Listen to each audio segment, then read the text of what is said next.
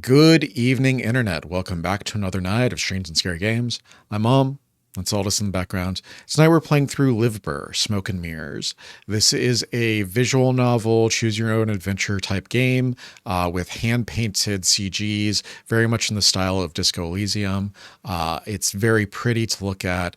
It's very dark subject matter.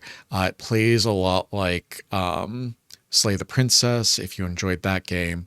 So I hope that you guys will enjoy it. I'm going to throw it over to Past Andrew. Thank you as always for joining me. Let's get into it. English.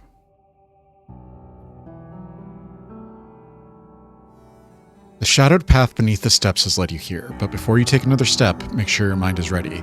Beyond the strange path, you will encounter blood, thick with the stain of sin, limbs torn apart in hatred, the suffocating dread of love turned possessive, and the ecstatic lust of unbridled desire. If you're still here, then go on, because you already know what waits beyond. The experience ahead contains depictions of blood, gore, violence, and sexuality. These are a few of my favorite things.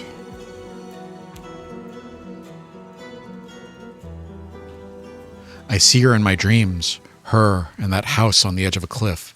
Everything changed after reading that letter, the one bearing my name, my old love, Lilith. Her name. 5 years ago, on a dark night, they took her from that house, executed her for black alchemy. I was the one who turned her in. But now she's calling me back to the house, wants to bury her breath in my sins. But how? That's what I have to find out.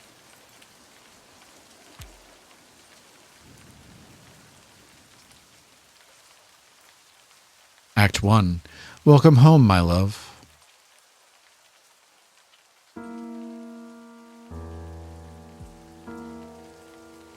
Narrator.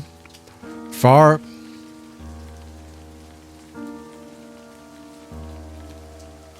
past the Hook Haven, which is woven by the grounded ships of Livber, there's a whirlwind roaring in the east. You don't see it, you don't hear it, yet you know the power it holds, enough to alter all of Gaia, a womb for gales to blow out of. But you come here. You wait standing in the heart of twilight, silently, eyes shut. 5 years later, once again, you stand at the door to this house, a letter clutched in your hand. The raindrops fall on the paper, landing with soft patters. You grip the letter tightly with both hands, keeping it from being blown away by the wind. The silvery moonlight, trapped beneath the clouds, shimmers across the ink spilled from a woman's hands. You read the lines again and again and again.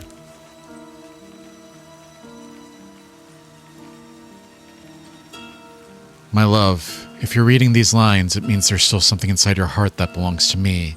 As I've always told you, death is far too ordinary a thing to keep us apart. I will give birth to our creation in our home, beneath the place we once shared. You must be with me, inside me, because our creation cannot be left undone. Turn back, pass through the dark, complete us. We were always meant to be one, and we still can be, my love, as long as you have the courage, as long as you do not fear. I am waiting for you, in the never all. Lilith. Could this really be true? Lilith? Is she truly alive? You want it to be true, don't you? You want to hear that Lilith, the woman you left for dead 5 years ago, still lives. You long to feel her love again. Yet there's a question that won't let go of your mind. If she truly lives, how much of her is still her? Does that even matter? The question, unanswered, keeps growing in your mind. Your gaze drifts into the distance, as if the answers might lie out there. For but a moment, the clouds part, and the moon's silvery moonlight spills across the sea. Each and every shimmer scatters into 1,000 fragments. But you remain still, all your limbs stiff with waiting, standing before the door of the house perched on the cliff, beaten by the waves. Why here? Why would Lilith call me here? Where else could it be? This is where you two began, that wooden house on the cliffs by Livber's shore.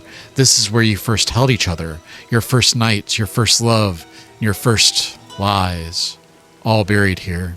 This two-story hovel raised upon your memory. I guess I can never escape my memories, can I? They'll find me in the end. Unfortunately, you think your memories reside in your mind. Most do. but in truth they're fragments, bits flaking off the world around you, carried by the wind, rain, sun, and pale moonlight. They slowly gather around you, they mix with the air you breathe, they seep into your body and carry you somewhere else, truly carry you. They keep doing it until you're convinced you've moved on. Are you saying I never really left this place? These questions still have no meaning, and neither do the answers, but in time, they will. You shouldn't stay out in the rain any longer. Kitty! We got 2 kitty games this week. Yell, our winged cutie from the sky nation of Etheros, drifting down from its floating isles. I never found out how Lilith came to find her.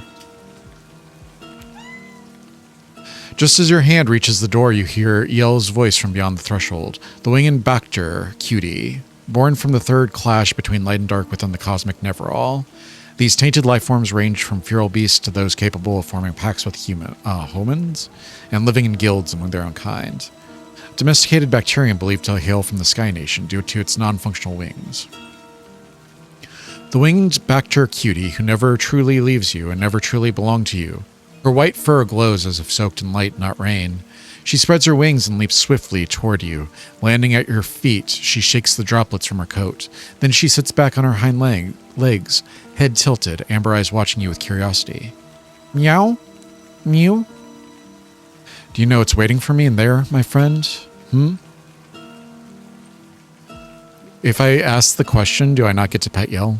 We should pet Yell. You pet Yell. Yes, the CEO approved that. Yell gently brushes her head against your feet. Then she stops before the door. She looks up at it. With a soft stroke, she traces the doorframe with her paw. Then she turns her amber eyes to you. I hope you'll still be here when I return, my friend. The wind falls silent for a moment. You hear the waves of the sea easing in the distance. Far, far away, the flash of a lightning strike blinds you, but its thunder never reaches your ears. The raindrops hang weightless in midair. Yell glances at you one last time and spreads her wings, then leaps into the shadows between the rocks. Your fate embraces you. The door creaks open, but even you don't know what it is you hope to see, do you? Your guilt has chased you all the way here, and at last your sins have caught you. I'm ready to face my past. No, you wish you were. As you crack the door open, the air brushing against your face is stale and musty. Totlith, the white-colored plant resembling the forget-me-not flower.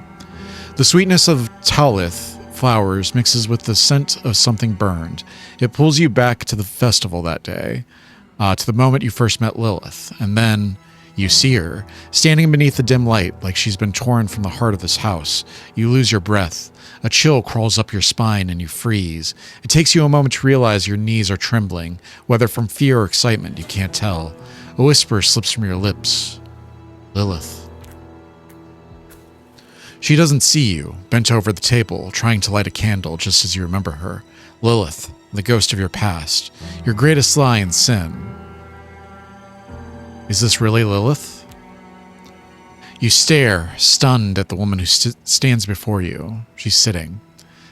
You stare, stunned, at the woman who stands before you. She should be dead. Her hair no longer shines like it did that festival night.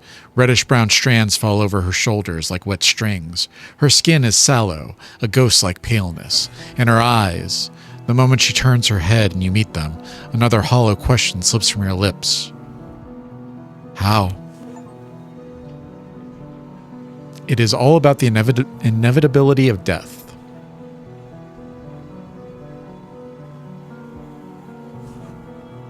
The festival night, a warm breeze carries the city's aroma far away. You two slip away from the crowded streets. The early black's crimson glow wraps Lilith's hair like a fiery halo. The noise of celebration fades behind you. Right there, you hand Lilith a bouquet of white Tallith flowers. She looks deep into your eyes. She smiles. Tossing her hair back, she asks the same question. White Tallith flowers. How did you find these? There's nothing I couldn't find for you. A beautiful lie, told so well. Even you believed it yourself. My love, She looks at you as if about to say something. A pained smile touches her lips. The silence hangs between you. You finally come. 5 years later, you... How could you write this letter? With my love, of course. With the love I hold for you. Each letter carried my blood. Don't pretend you didn't feel it. You knew. I whispered every word to you before, my love. What I hear now is not what I heard back then. A pained smile appears on her face. My love for you never ended, but it's good that you're listening now, because I have much to tell you. Tonight, I'll talk about the things left unsaid when you abandoned me to death. Come, sit.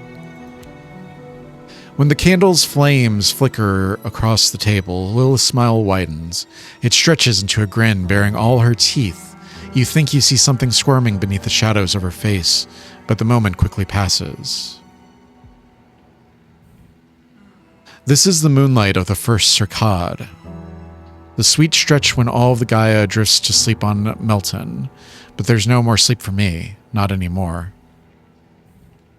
I remember this chair. One of its legs was shorter than the rest. It was made from a piece of shipwreck washed ashore, like everything else around here. Is this really her? Interesting.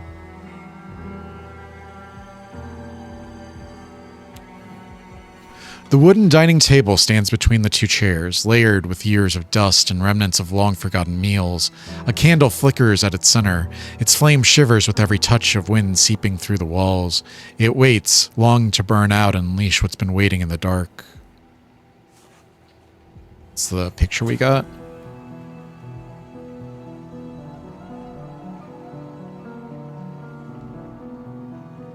After that night, I was certain I had lost you forever.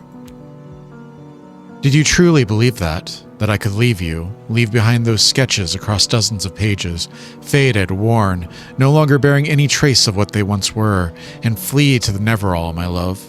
No, we'll do this together, just as I told you. Come, let's eat. I think you'll enjoy it.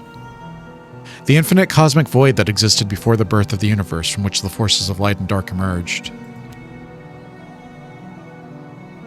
Yes, that's exactly what she had said the night you left her to die.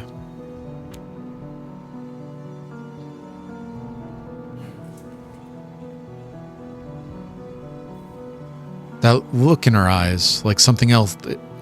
That look in her eyes, like something else is writhing behind them. It's her, but not. None of this feels right. I really put in work to make things perfect tonight. I wanted certain things to be flawless for our reunion. After you've let me to rot, it's been... She pauses for a moment, looks out the window where the moonlight falls. You thought I should have died. I know you did. After I made you that offer, after I told you that we had to become one, our souls, my love, we had to piece our souls together and bind them with that alchemy ritual.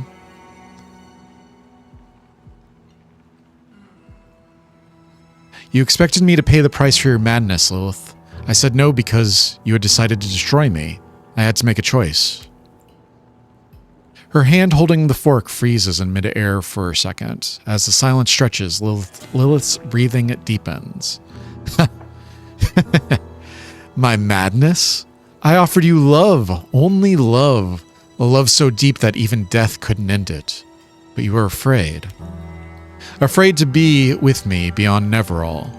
You betrayed me. Did you think I wouldn't know? When I told you about the black alchemy ritual, when I spoke of piecing our souls together to crown our love, you saw my blood, heard my screams. You saw me vanish into the dark of the waters.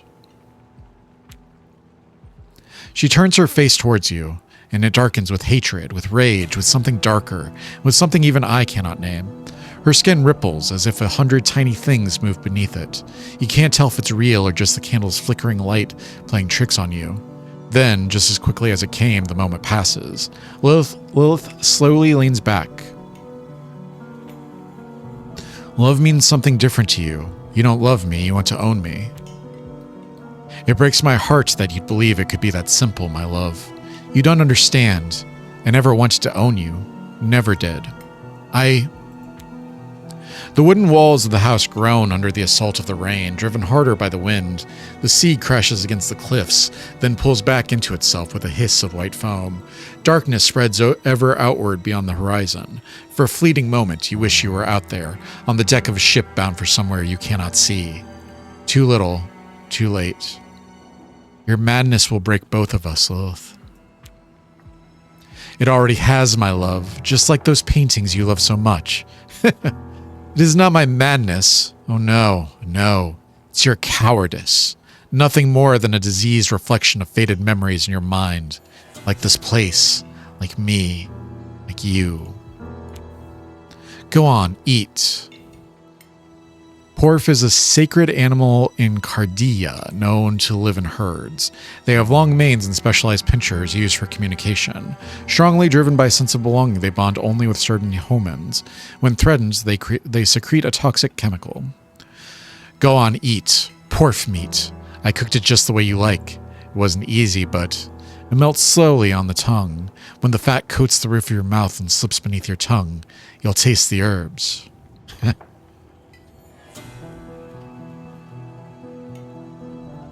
I never imagined porf meat could be edible.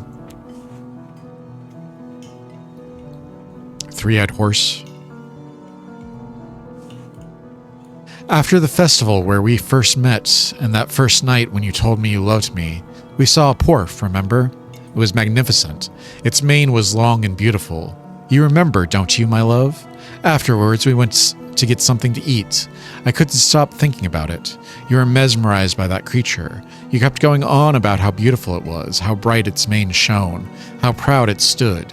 Did you really think I could tolerate that, my love?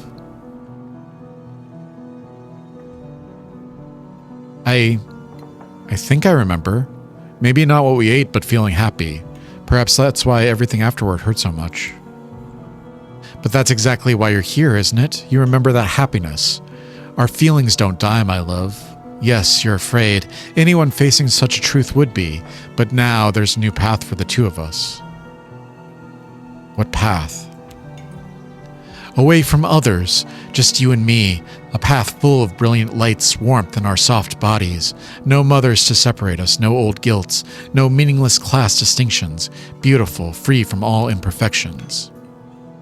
The woman across from you lifts her fork. A crimson droplet, blood-like, falls from the porf meat to the porcelain plate. As Lilith opens her mouth, the skin on her cheek stretches, tearing apart to reveal putrid flesh beneath. A flap of skin, resembling a petty, lifeless leaf, dangles, exposing the rotting tissue beneath, but your lover seems unaware. Lilith, your cheek. Seeing your extended hand, she briefly moves towards you before quickly grasping your cheek. No, no, no. Not yet.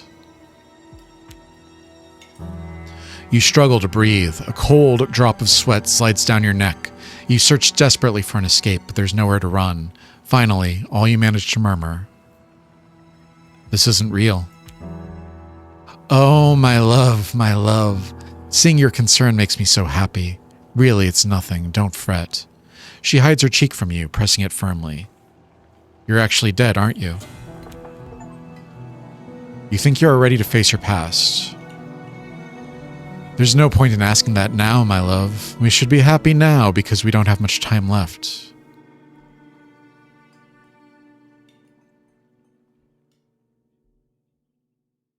I can't put up with this madness any longer.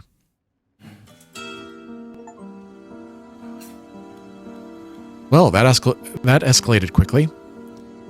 Do you think you can defy fate? From the beginning, we were destined to be one. Neither you nor anyone else can stop this. Never, never, never.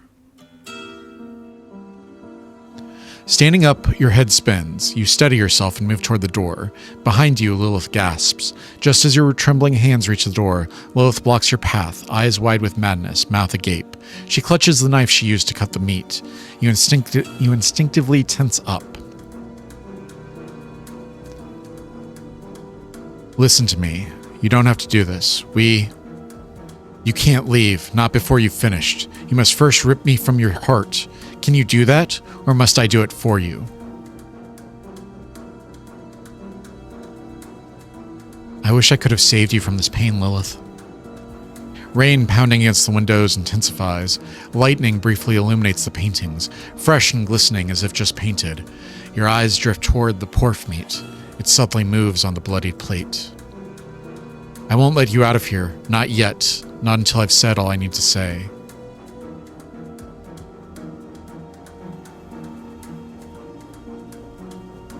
Look, I'm only here because I want to understand you. Whatever you wrote about in that letter. I came to talk. You're kidding, right? We've talked, my love. You already understand. Everything's out in the open now. No more secrets, no more shadows, no more masks. There's only acceptance. You're mine. You belong to me. And I'll tear out the part of you that refuses to accept it. I'll take the very essence from inside your heart. For you, my love. For us. On her maddened face, there's a terrifying grin mingled with dread. Veins bulge on her forehead. The whites of her widened eyes are bloodshot. Her grip tightens on the knife until her knuckles widen. She steps towards you. This is truly what you want. Lilith's crazed eyes bulge as if ready to burst from her sockets. Beneath her ragged clothes, her chest heaves violently with each breath. Then suddenly, her skin splits apart like parched earth around an ever-blowing whirlwind on a distant island nation. Her cheeks, mouth, hair, your last shred of rational thought screams at you. It's awakening. Paralyzed, your trembling body takes a single step back. Your gaze locks onto the rebirth happening before you. Lines emerge down the right side of her face, spreading toward her neck and chest. Then pieces peel away like yellowed leaves. Beneath is not flesh, but damp tissue, like moss, like dreams long forgotten and rotted, or emotions left unsaid, which cause decaying in her heart's depths. I am everything you kept hidden. That seed that sprouted in the cracks of your lies. She locks her blood-filled eyes on you, her flayed face exposed. Words pour out of her mouth, unformed. I am us. This is beautiful. Your heart is mine. Lilith raises the knife high above her head. A lightning flash beyond the windows floods the room with blinding light.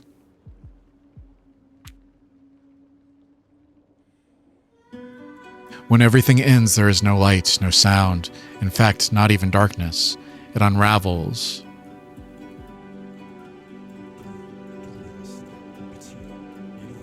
I wish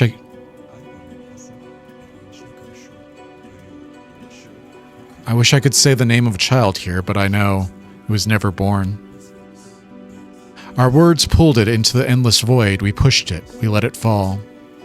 When the candle on the table went out, we took our first breath.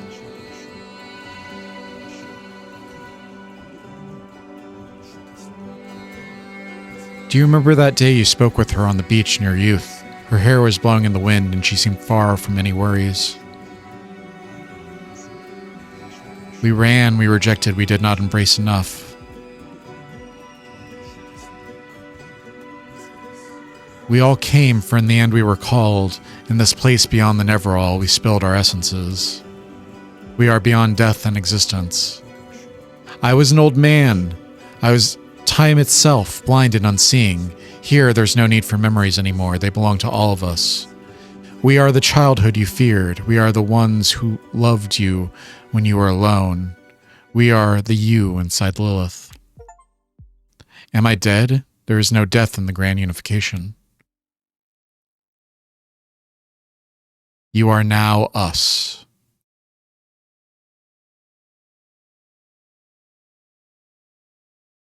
The end, one of 8.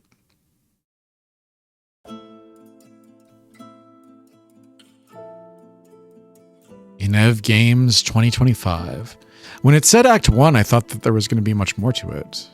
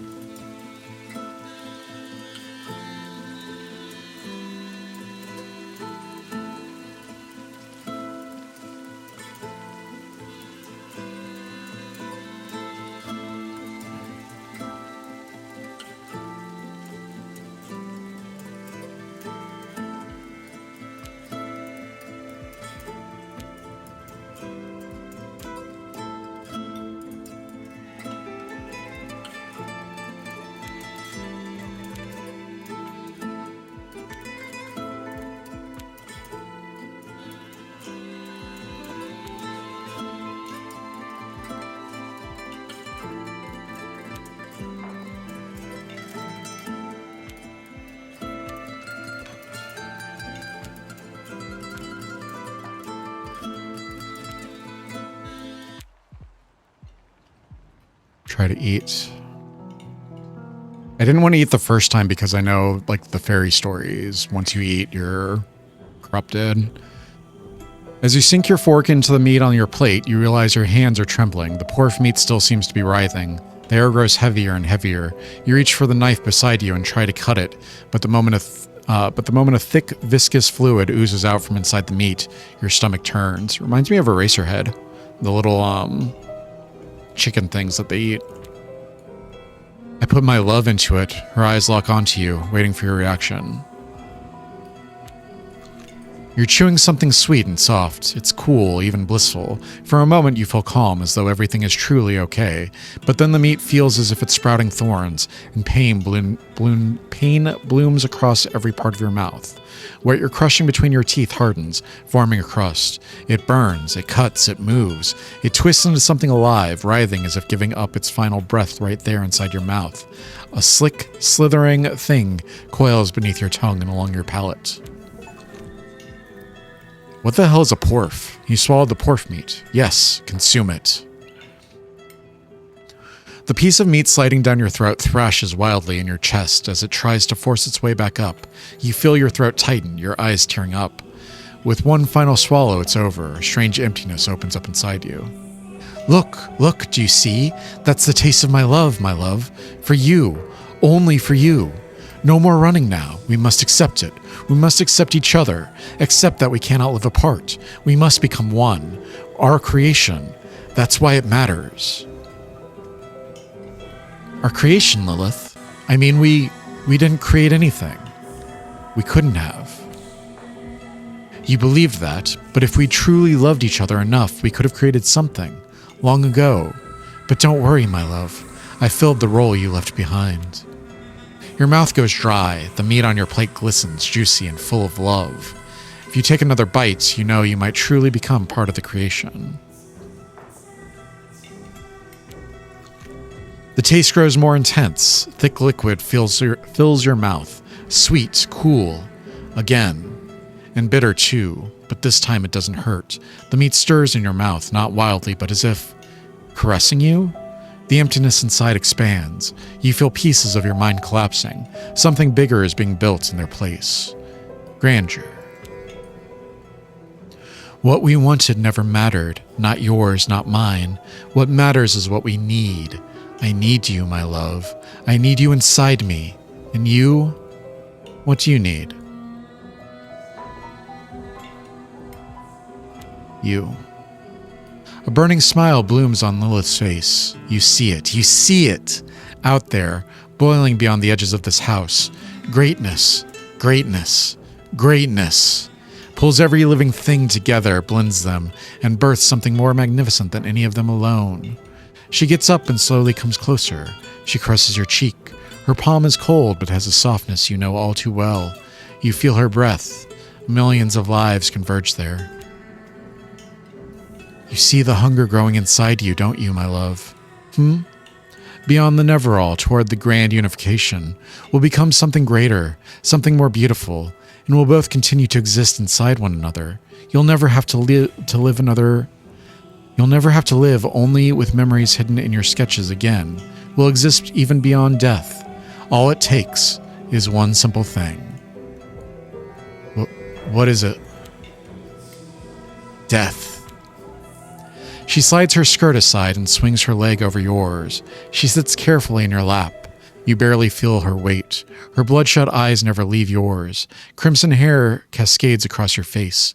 As her lips press against yours, you feel coldness blooming in your chest. Your breath falters. We will meet again in the grand unification, my love. I fall.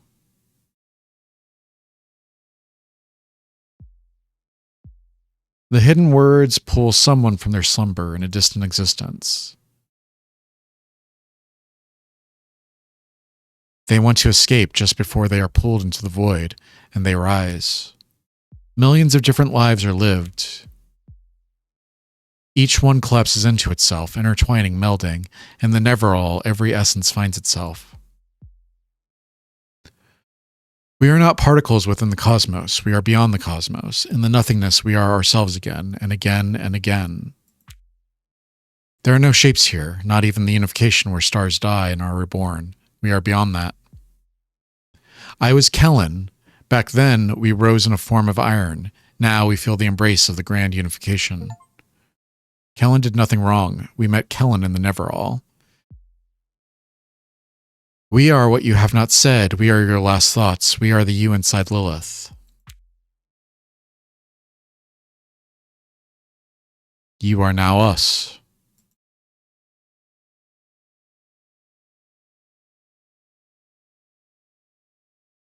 So he found the end twice. That's not great. I want to get another ending.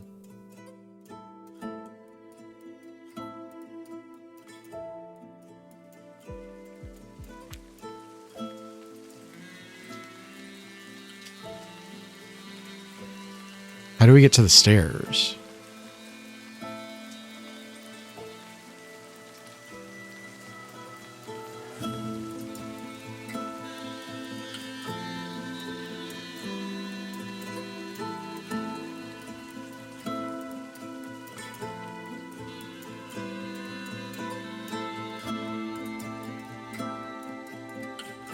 Can I just run from her?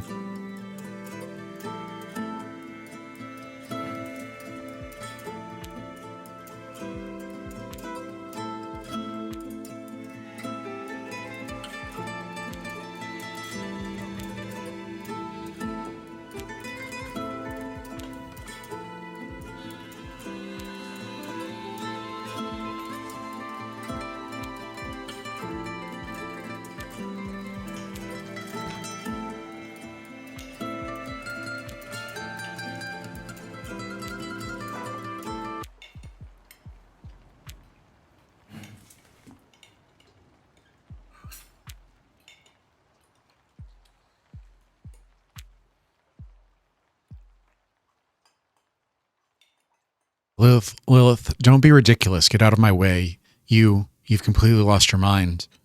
I haven't finished what I have to say, my love. Everything is ready for our souls to unite. We only have to die together. Lilith, do you realize what you're asking? This isn't love. Please, come to your senses. I'm begging you. The candle's fading glow reflects off the dusty paintings on the wall. The paint on each seems wet and fresh, as if they were just painted. On the table, the bloody pork meat suddenly writhes.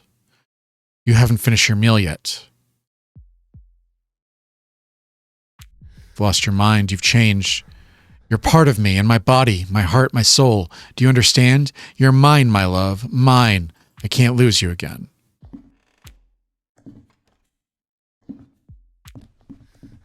Your feet recoil on an archaic reflex, and you stumble over one of the books scattered on the floor, crashing down. For a brief moment, yellowed pages spill out across the ground from the fallen book.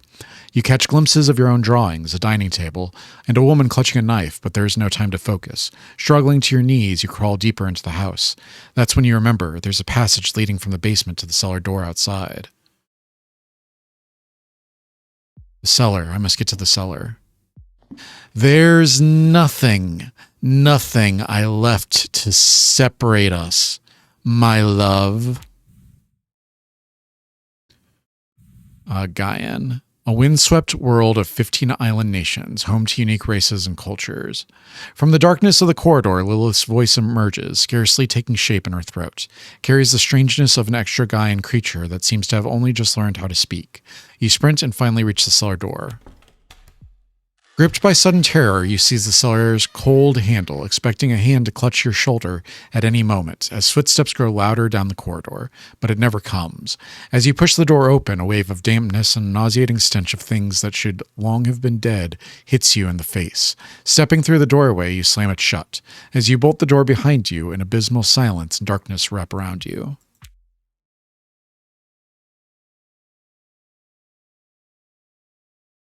Odi et intelligo, quari id faciam, fortasse requiris, nescio sed fieri sentio, et betis sum. I don't know what most of that means. Act 2, Echoes Deep Within.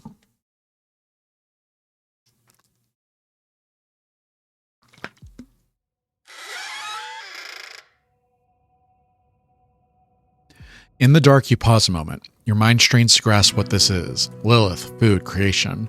The dust and creak of boards mingle with your hurried breath. Beneath your feet, stairs descending.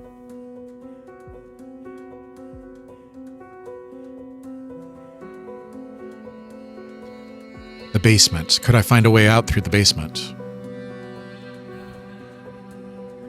Circad, a time cycle marking a 3-year period on Gaia, divided into early, mid, and late Circad phases based on labor intensity. Once on a sunlit morning of the first Circad, you saw Yell descend these very basement stairs. You followed after, finding her scratching at a hollow in the corner. When you drew near, you saw it was a hatch opening outwards. Old, broken hinges, rusted. When Lilith saw it, she grew fearful. Could I use this hatch? You could try. In the end, do you have another choice? Do I remember what it looked like? Yes. A hatch made of wood, round, wedged among the stones of the wall, plastered with mud. You hardly noticed it before or after. I could use it to get out, go down the stairs. The wooden steps groan beneath your tread. Their cries, like the house itself, are bitter shrieks. From unseen depths rise a heavy moan, the stink of mold and damp. One step, another, you go down. You re-rise from the dark as the basement stairs sink into the excuse me. You re-rise from the dark as the basement stairs sink into an abysmal silence. Your steps find solid ground. Old memories. You remember the rooms beneath the house you once shared with Lilith. But like everything else, this place feels unfamiliar now. Lilith. Her dread is still fresh, sharp, and ripe. Crystals growing between the stones and the wall cast a faint pale light. When you lift your head, you see 2 doors standing tall in the wall ahead. I have to get out of here. At the end of this place, there must be a way, a passage to the cellar hatch outside. There has to be. You nudge aside the scattered books, the shredded parchments, the splintered wood with your foot, and approach the doors. On the left stands a rusted iron door. Worn by the weight of years. An ancient symbol, long since stripped of meaning, is carved upon it. The other is hewn from heavy, damp timber, creeping softly as though it were breathing.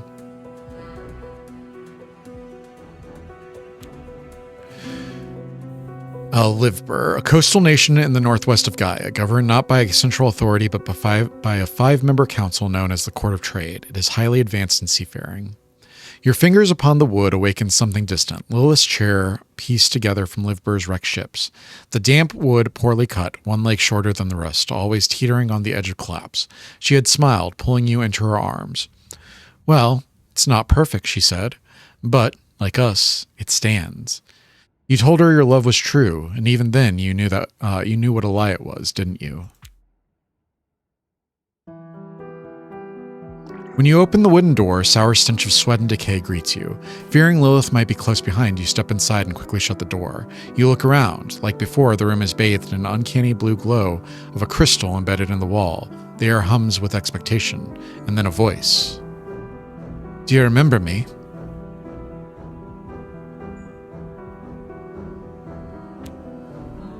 When you turn toward the voice, you see a woman standing motionless in the corner of the room, her skin clinging tightly to bone. If not for her eyes, bright and piercing deep into your soul under the pale light, you might have mistaken her for a still silhouette of a statue. But then, she tilts her head, just slightly, and in that moment you see it more clearly.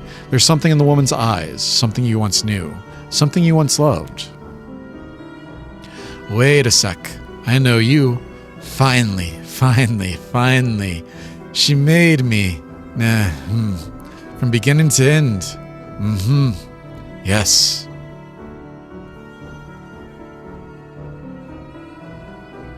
No, I didn't want this. Lilith, when she said our creation, was she talking about you? You wish it were so. You want this madness to end soon, to see Lilith's strange game come to an end.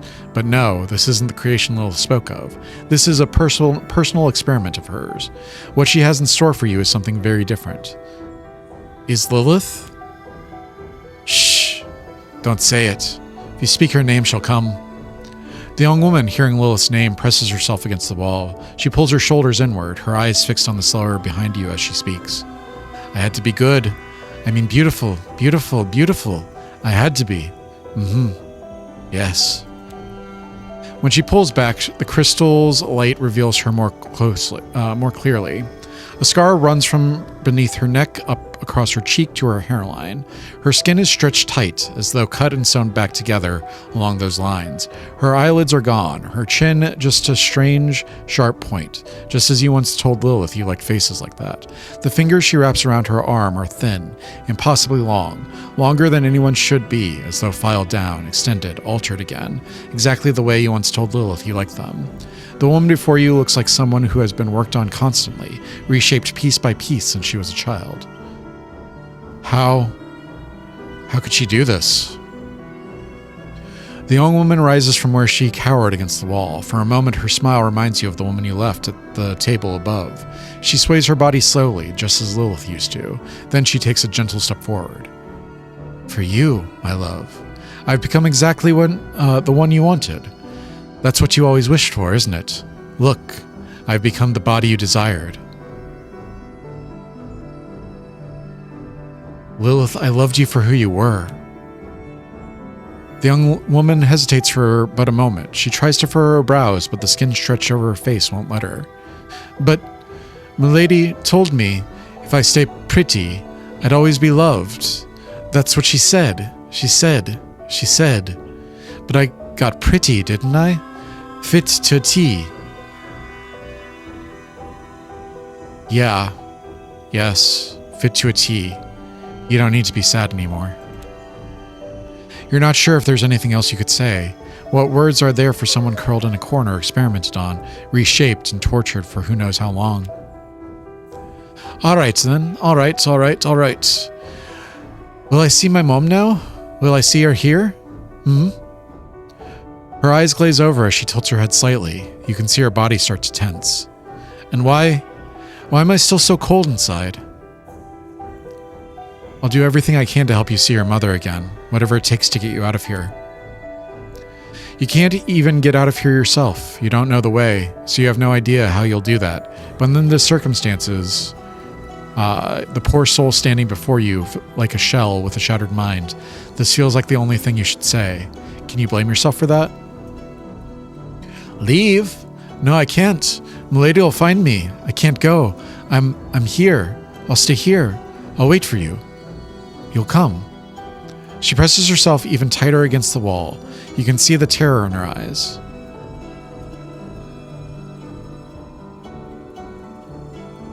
Listen, you have to escape. Do you understand me? She's using you. Do you know the way? There has to be a cellar door around here that leads outside. I'm here. I'll stay here. I'll wait for you. You'll come. We can escape. Do you understand me? I'll stay here. You'll come. You'll come back. You'll love me. You'll come. She no longer hears you. Curled up against the wall, hands over her ears, this hollow shell just rocks back and forth, murmuring that you'll come back, that one day you'll love her. The chains wrapped around her neck are drawn so tight, no force could ever free her from this place. A wooden door. It looks less like a door and more like the thick trunk of a kolg tree I saw when I was a kid. How could Lilith have brought this here? The surface of door to the right is filled with bones and skulls, just like the old graveyards. I didn't know there was such a door in this basement. Did Lilith make this? I need to find a way out of this room. As the heavy weight of the air presses down on you, your eyes catch the doors nestled among moss-covered wooden panels on the wall to your right. The first door is made of unpolished wood, but its surface is intricately carved with winding grain patterns like real tree bark, dried moss fragments, and root designs reaching upward. It looks as if it's been carved from the trunk of an actual tree. The second door, by contrast, doesn't look natural at all. Its surface is nearly ivory white, but faintly glowing raised patterns appear. Human bones, ribs, finger joints, jaw fragments, all intricately carved and joined together. You can't help but admire this art. A small inscription is etched near the edge of the door. The most delicious are the familiar. When you touch the door, you feel a pleasant warmth, as if touching a living body. As your fingertips move across its surface, you hear a rhythmic vibration, like a heartbeat. In that moment, you see a large tree in a garden filled with white flowers. It was a sapling your father planted. When it grows, you'll sleep in its shade, he said. That day never came.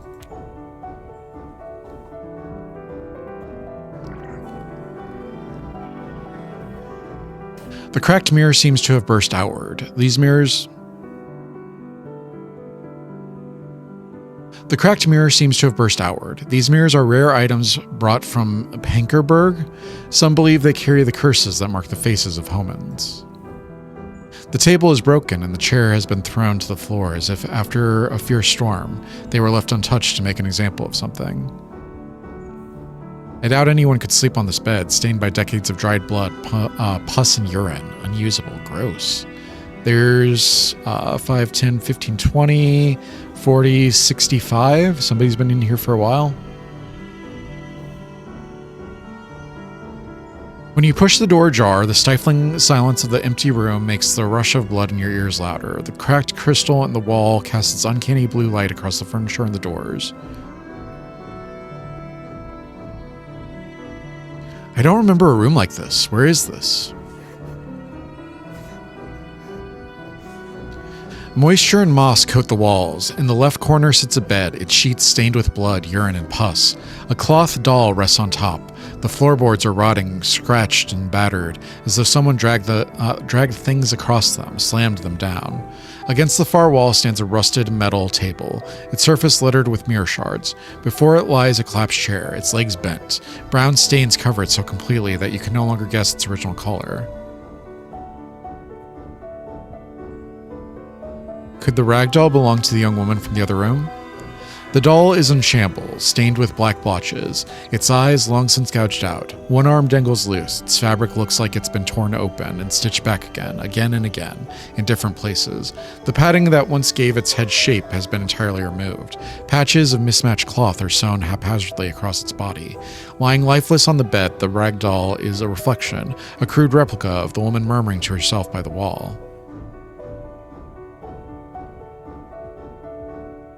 Maybe it would be better if it stayed by the door. Woolteen doll. You gave the doll back to Clara. You'll love me. You'll come back. The woman muttering at the foot of the door turns her eyes toward you for a brief moment. When she takes the doll in her trembling hands, her rambling ceases. You feel that she wants to thank you, but apparently she forgot those kinds of words a very long time ago. You turn your gaze back to the room. Beneath the crystal's light, the metal table gleams faintly. On the far wall, two doors catch your attention. Like the moss-covered walls, they are tinged with an unsettling shade of green. There might be something of interest on the table. As you step closer, you realize the glimmer isn't from the table, but from the shards strewn in a closet. The rightful place is a frame hung on the wall. In the blue lights, your gaze turns to the frame. Its edges so meticulously carved, they seem almost ready to move. The glass, once whole, has burst outward from the center as though something inside had tried to break free. On the lower corner of the table, dried bloody fingerprints remain. Whose fingerprints are these? The table has a metal surface, scratched, dented, and gouged repeatedly, but neither the marks nor the dried, blood-stained fingerprints catch your attention. When you crouch beneath the table, you notice layers of deeply scratched words. If we are beautiful, we will be loved. If we are beautiful, we will be loved. Beautiful. One of these scratches is still damp. To be beautiful for her is just to be broken apart and put back together again. Poor soul. Who knows how many times she's gone through the same torture. You leave the writings where they are and turn back to examine the room. Lilith's hatred has soaked into every corner. I think I've seen everything there is to see here. Time to move on, find a way out. You turn toward the doors. One looks old at first glance. Its wood is dark and brown, fading to gray in places, cracked and mildewed with time. But there's no visible handle, only a notch in the frame. Worn smooth, not by force, but by habit. The other is newer in comparison, but it's not the honest kind of new. More like something rotten, polished up and presented as good as new. Its wood is pale, grainless, unnatural. In its center sits a silver knob. Another thing forgotten by the time and the darkness of the basement, molded, ancient, and abandoned. How fake it feels, so painfully ordinary that I must look again just to remember what it was like. Ooh, I don't know this one. Old door? You press your hand against the hollow space and push. The surface isn't warm, but not quite cold either. Still, like the moment when a corpse has only just begun to cool, like the remnant of an existence once lived, then abandoned. The tips of your fingers... Amicid. A fundamental alchemical material extracted from the depths of Instastinia.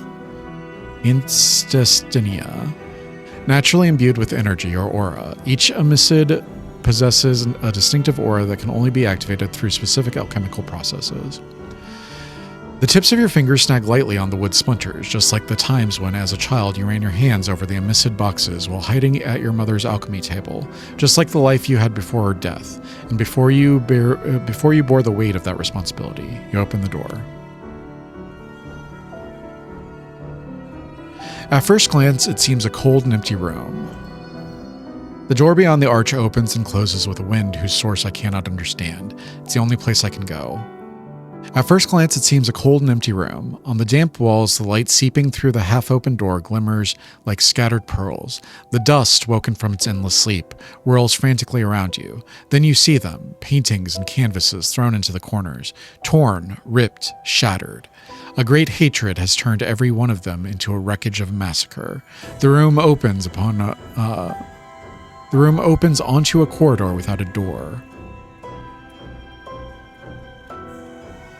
The paintings belong to Lilith, aren't they?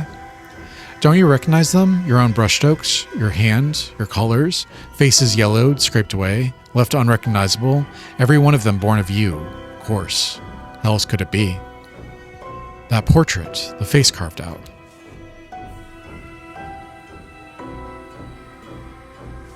Near the doorway, caught in the light, you lift a portrait from the floor, a woman's face, clawed away and finely torn. At her neck once hung a necklace of colored stones you brought Lilith from Cardia,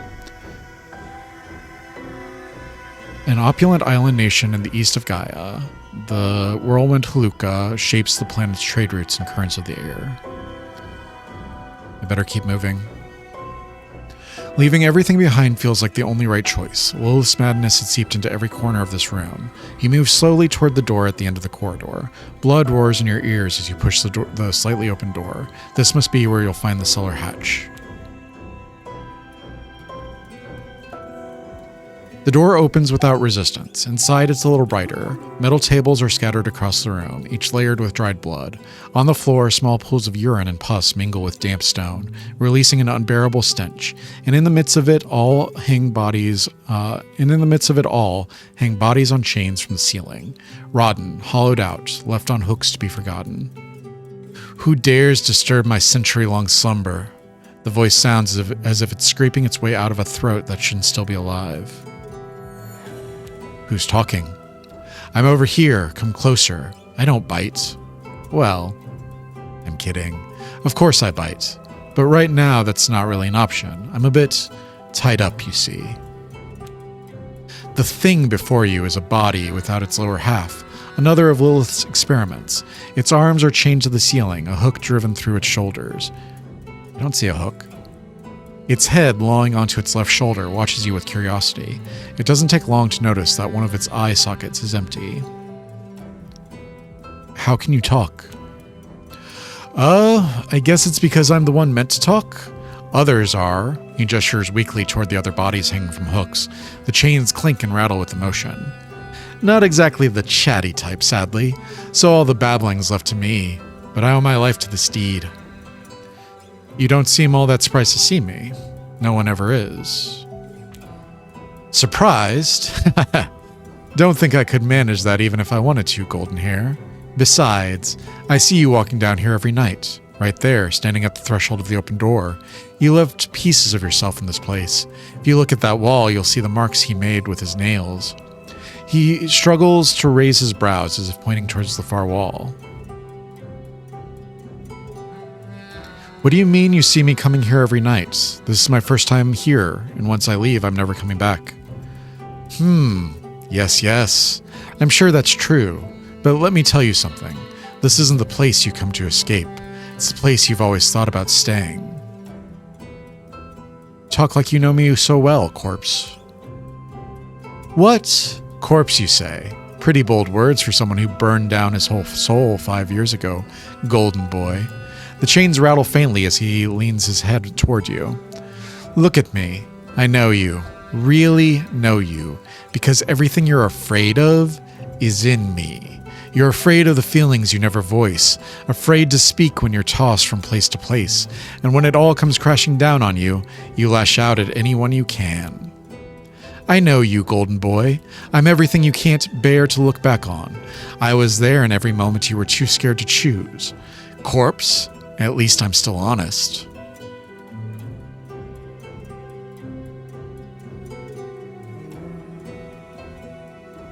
They weren't choices. They were masterfully crafted traps. What a brilliant excuse. Traps, huh? That's why you came running all the way here, isn't it? Right into the heart of it. Spare me the fate nonsense, golden boy. You wanted this, whether you knew it or not, because being loved even by her was easier than running. The funny thing is, maybe she really did love you. That's why I exist. I'm the part of you that couldn't carry that love. A sudden silence fills the room. Dim light reflects off the foul puddles on the floor. One of the corpses, slumped against the wall, stares at you, its lidless eyes wide open, jaw hanging at an unnatural angle. A bug crawls across its face, disappearing between the torn skin of its cheek, and calmly making its way down towards the throat. In front of you, the corpse bound in chains sways gently, caught in a faint breeze whose source you can't place. With each moment, the chains creak softly where they meet the ceiling. How long have you been hanging here? Let's see, roughly since the time you started blaming yourself for your mother's death. Back then, I was just a head, nothing below the neck. I fill out over time, you see. There are a lot of voices you've silenced, chained up, and shoved away. So I figure by now I'd be up and running, but there have been a few bumps along the road. Wait a second, hold it. Are you saying that I created you? Lilith created you, not me. Ha! Now we've reached the break in the story. It coils its hands around the chains and leans slowly towards you. You think it was Lilith who made me? Well, you're not entirely wrong. She pulled at my flesh, cut and carved me, gouged out my eye. True. But who do you think gave her the material to create me, Lilith pulled me out of her happiest moment. What filled in the rest were the things you never said.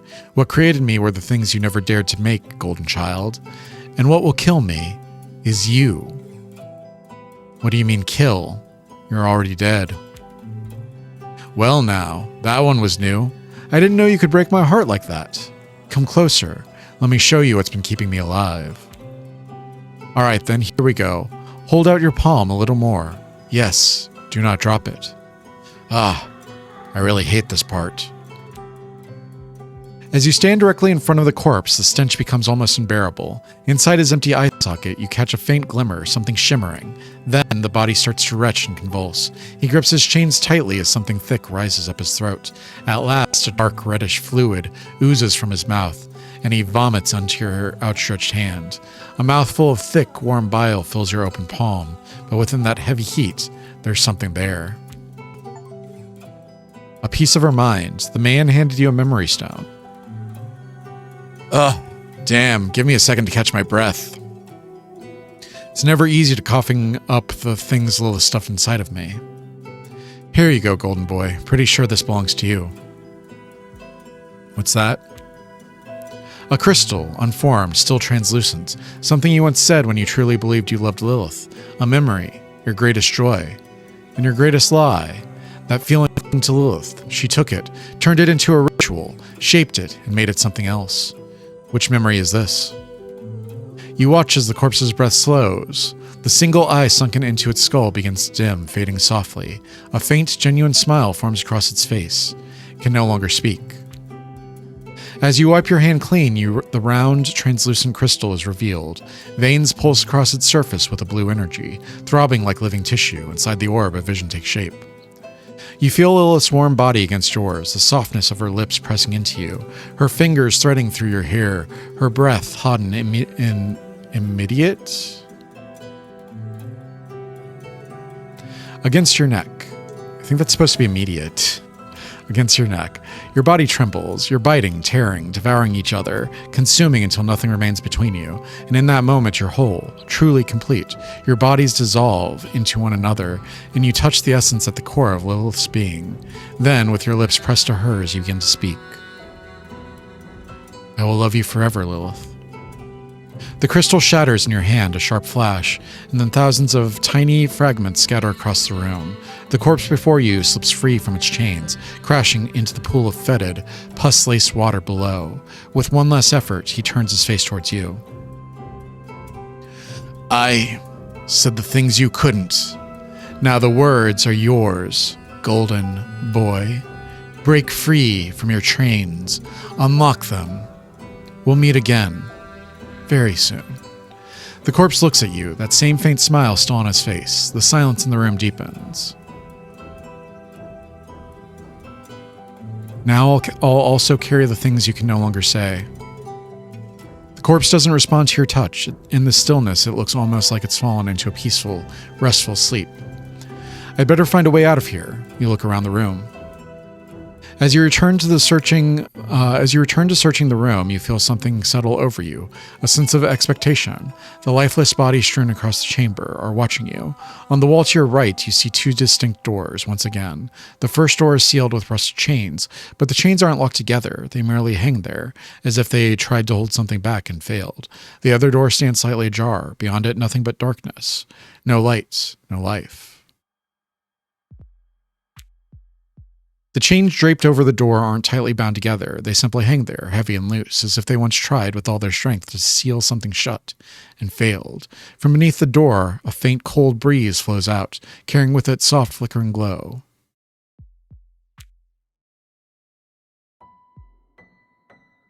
You open the door and step inside. Your foot is met with a smooth surface without any texture. Ahem. No stone here, no dust, not even an echo. Silence. A cold whiteness. The room is bright, far too bright. The light, overwhelms your eyes. There is nothing left that could remain in shadow. Where am I? It doesn't matter. Your gaze falls upon the white door standing directly before you. Ordinary, with nothing particularly striking about it. It simply waits for you to open it and step through. Why is it so silent and empty here? What happened to the sound of the water crashing against the stones beyond the walls? Look, none of that matters right now. You need to reach the door as soon as possible and leave this place behind. Just do as I say. Maybe in the silence I can rest a little. Look, we don't have time to lose. This isn't a place where you can rest. Right now, you're waiting in an emptiness that should not exist. Do you know what happens to the character who lingers in the emptiness that shouldn't exist? They become a character who shouldn't exist. You must act at once. That's why you're anxious, right? Why is that? Of the void, of there being nothing in the void, because if nothing happens, then there's nothing left to narrate. That's why you need to get up and leave this place. You're afraid of being lost in the never-all, from the narrator to the narrated, from active to passive. If I don't leave this place, you too will cease to exist. Or should I say, you will cease to exist. That would be your end as well. I'm the one keeping you standing in this burned-out ruined house, the one stopping you from writhing like a fetus in your own madness, all right? Now, do as I say and get to the door. I think I won't do that. You think you're very clever, don't you? I'm the master of the story, and if I have to get us out of here... You see the room beginning to shrink. The walls stretch in unnatural ways. The walls before you seem to be closing in on you. You know you have to open the door. No, I will no longer be a victim of the story. For once, I will decide for myself. I will not open the door. You want to simply stay in the whiteness, to stop, to rest, to remain in the silence forever, don't you? This never happened. Perhaps I didn't create this room, but I created this whole illusion for you, and if you no longer wish to take part in it, farewell, leading man. I hope you enjoy the story I narrated for you. When I came to against the wall, the pain in my skull was unbearable. Must have been another foul dream again. Wake up. If you are seeing this, that means I have woken up. Let's stand up and take something. Ugh. Water trickles from the ceiling again. Moonlight. Must be midnight or thereabouts. The house is collapsing. 5 years. Dust and decay. I'm hungry. The dining table and its toppled chairs remain. On the table, dust-caked plates. Ah. Water drips again from the loft above. Insects scatter across the floor. Are you searching for food too? Huh? That sound. What was it? Lilith? The kitchen's empty. Cockroaches scatter across the counter. Am I hungry? Not truly. What was desire meant to feel like? There's nothing here. I killed Lilith. Did that voice come from inside? The same floorboard groans beneath me. Is it my guilt that weighs me down? The window shattered. Did I do that? Likely. Doors lie toppled. One leg of the table sags, ready to snap. What was that noise? Lilith, is that you? The board cracks beneath my step, rod everywhere. I drag my feet as I move inward. Was the sound from here? Empty? Hollow. What was here? Ah yes, the door. Of course, the door where I killed Lilith. Did the sound come from within? Lilith. Her love was madness, and I knew it would be the death of me. Terror drove me. I fled. I knew she would never lose her hold. Thus, I had but one path. I had to be free of her. I could not do it. No, no, no. What was that? Who speaks? Lilith. Is it you? There are paintings watching over these stairs, beautiful ones. Lilith and I, together. Now, nothing remains. Nothing at all. Boards creak everywhere, splintering, falling apart. The plaster has fallen from the walls, exposing what's beneath. This is it. Yes. Yes. Here they took her, after I betrayed her.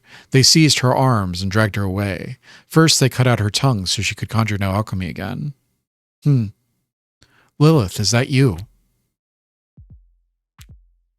Darkness. The stairs have long since crumbled. Huh. She told me herself. This is where they carried her out. They took her. Then they cut off her limbs so she would never walk again. I'm coming, my love. Are you calling to me? Where are you? A blue light. Where could it be coming from? This is the basement with one room. Damp stones covered in moss. She had drawn a circle here. She had stood at its center. When they took her, they flayed her face so no one would ever recognize her again. My love? Lilith? The blue light shimmers over your wet clothes. The salty water of the sea drips down from where you were thrown. Your hands are severed. Coagulated blood pools black at your feet. The flayed pieces of your face hang, oozing pus. Your lidless eyes stare at me. Her arms sway like pendulums, limping at her sides. Still she stands. I step closer. I fasten my lips to hers, cold as the sea, bitter with salt. Her raw flesh trembles, her mouth unfurls, and from its ruin spills black ichor. It streams into me, drowning me. But where are you going? Lilith, was it you who called me, my love? Where are you? All your memories will slowly melt away like tears in the rain.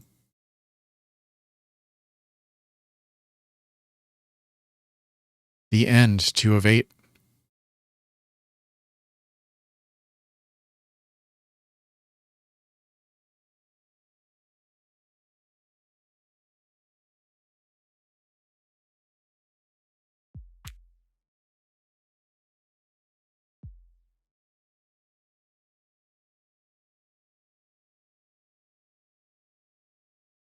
What is that? Lygia?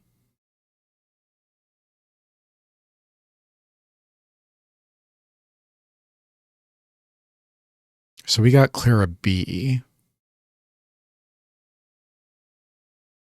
We can also go to the attic.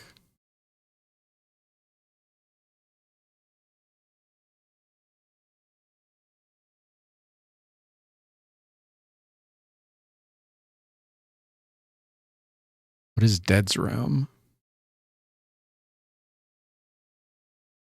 Oh my god. We saw the picture room.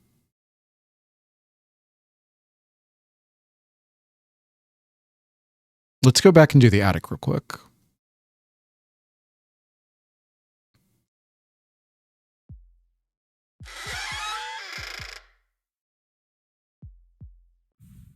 I do not remember the basement stretching to this far end. Blue light. Why does it feel so familiar?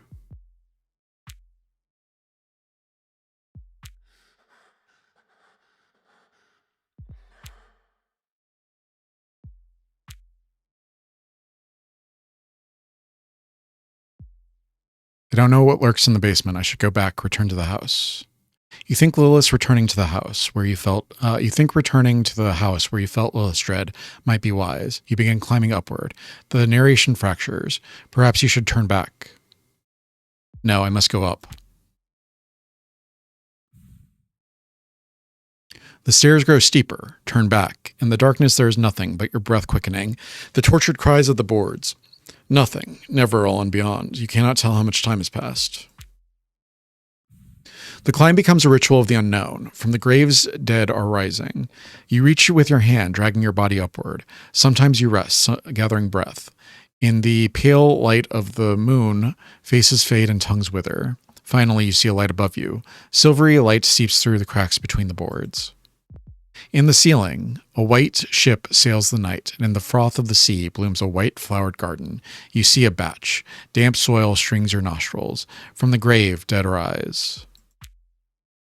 As you wrench the hatch open, wet earth cascades upon you. Let the hatches open and let the soil drown you. Choke, choke, choke. Dirt floods your mouth as you fight for breath. Let the falling earth consume you. Drown, and let dead be born again. What is happening? Where the wild Lilith grow, you found the attic. You force your head above the surface. Your mouth is packed with earth. Like one risen from the grave or a newborn child, you gulp a breath, then cough it back up. Yes, focus on your breath. Draw on the sweetness of the Lilith blossoms. So familiar, is it not? Where am I? The attic. Look, the sun pierces between the beams. Light glides across the dust, stilling it. The soil, the very soil from which you rose, cloaks the floor. Yes, so it seems. On the wall, a window, filthy, dust-choked. From the slanted roof hang empty frames and stirrings. The floor, blanketed in soil. I knew Lilith loved Lilith flowers, but... With great effort, you drag your body free, waste rising from the earth.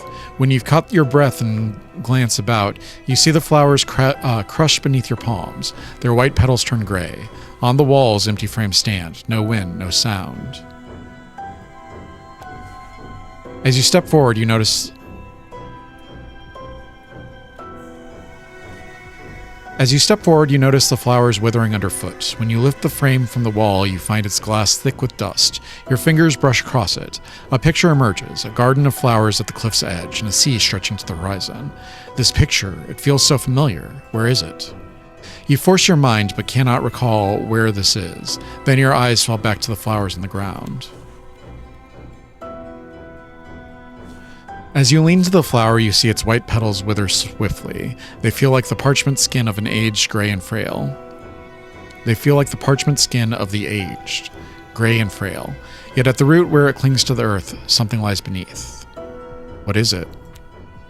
When you dig around the root, your hand strikes something white and hard. Yes, what you suspected. Keep digging, you'll find it. As you claw at the soil, you uncover oh my god.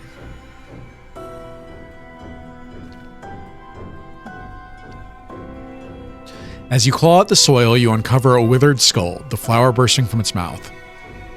Around it gleam strands of golden hair, untouched by decay, and all around the flowers shrivel, shedding their leaves. Whispers rise around you. To your left, you scrape at the roots of a blossom turned black, its petals yellowed with pus. The flower is sprouted from the open mouth of a corpse, its skin clinging tight to the bone. Golden hair veils its eyes. Worms writhe, frantic for the clean air. Gods, Lilith, what have you done? Each one is you, my love. Each one was you. From you I fashion new beauty. Where are you, Lilith? I am everywhere, in every leaf that rots and falls to your touch. As the petals fall, the whispers form words. Still on your knees, you jolt at a tremor rising from the depths. Something boils upward beneath the earth, grinding against the walls. How do I escape this place? Your gaze sweeps the room. Nothing, save a window smeared with dust. Why struggle, my love? From your body new beauty shall bloom. Do not fear, my voice rises in every leaf. And you call this beauty? Of course, through your lips, with you I rise, beloved. What could be more beautiful than this, save our creation? Look at the flowers. No, Lilith, I will escape this place. I will be free of your delirium. At last your nails scrape against the floor. You claw wider, but find no sign of a door. And then the house itself shudders from its roots. A crack opens in the boards. It grows, and in the steps a blue light glimmers. You leap into the crevasse and are instantly seized by a violent gust of wind. After a fall that feels short yet very disorienting, you crash face first onto the cold stone floor. The damp scent, the moss-covered walls, the deep, acrid stench, so heavy it teeters on the edge of nausea, all of it feels strangely familiar. You are in the basement, drowned in blue light. So I was meant to descend into the roots of the house, wasn't I? There's no other way out of here. You must keep going. All right then, where am I? You brush yourself down and look around. Stone walls drip, carpeted with moss. If you keep your eyes peeled, you can hear beyond these walls the crashing of waves against some unseen cliff. Beneath the crystal, a wooden table buckles, half broken. Upon it rests a frame, cracked and choked with dust. In this room, where everything is decayed and fallen apart, the only thing that's still standing is this table. There is a portrait on it. It must be one of my drawings.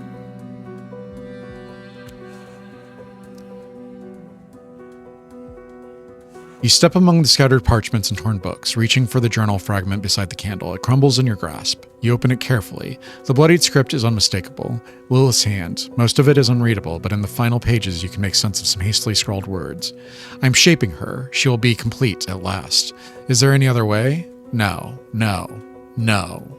It will be perfect. We'll be complete together. We'll be complete with him. Lilith, what other twisted lunacies did you carve into these pages? Is this what you called creation?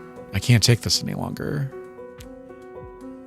Words are not enough. I need something deeper, more physical. Here in the basement of the house we once shared, I've hidden something of this. While he wanders around the house, he suffers his greatest regret in its deepest place. Shall I tell him that she is not dead? The journal has been scratched, gouged, bloodied, as though Lilith needed to make her devotion visible. No matter how you try, there's little more to glean from the crumbling pages. You let the journal fall. The air grows heavier. Your ears begin to ring. What else are you hiding from me in this room, Lilith? Despite the weight in your skull, you stagger to the table, lift the broken frame. Beneath the dust is a picture you once drew, but the figure on the portrait has been fiercely defaced, ringed with mad scrawl. Bodies. We must be rid of the bodies, of them, of everything, of all that fails to unite us, even of you, my love, my love, my love. As you lean closer to study the picture, you hear the basement door at the far end of the stairs creak open. Lilith's twisted, ragged breaths drift all the way to where you stand. We did the wooden door last time, right? When you open the iron door, a sour stench of sweat and rot grease greets you. Do you remember me?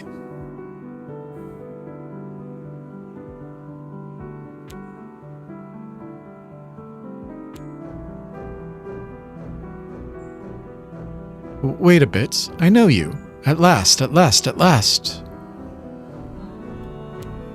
Shh, don't say it. If you say her name, she'll come.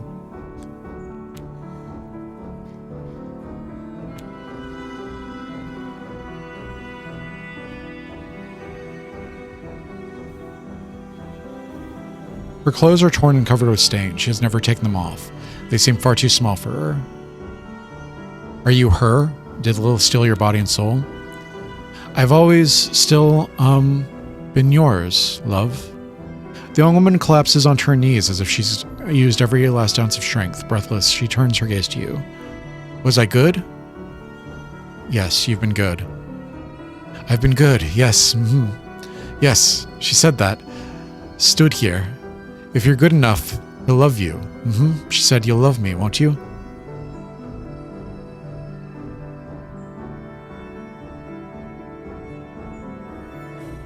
You're not the one I love. I shouldn't have let her do this to you.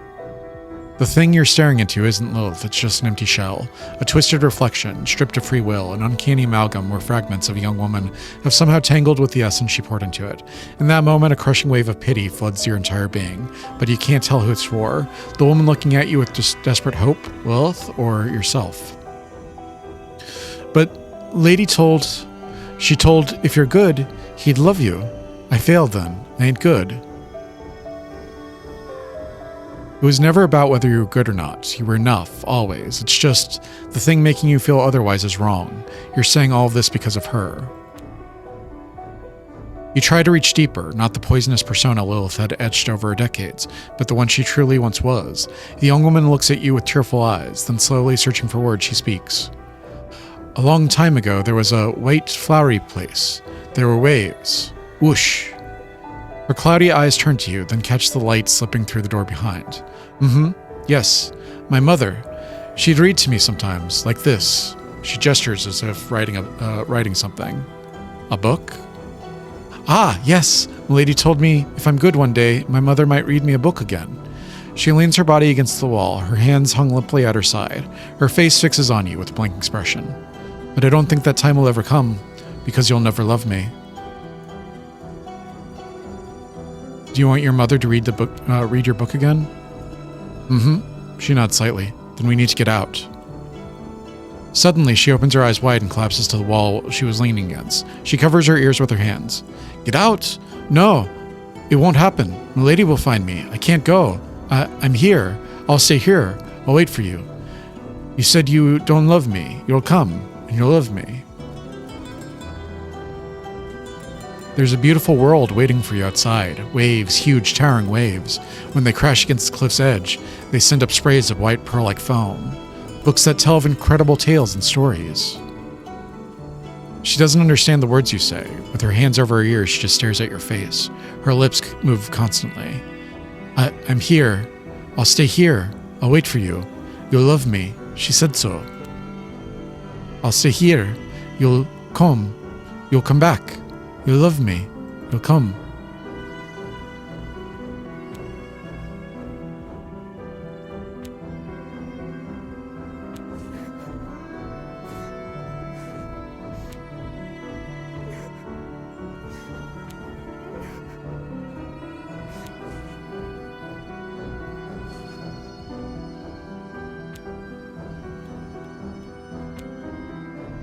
When you trace one of the words with your finger, a bead of fresh blood gathers at your fingertip.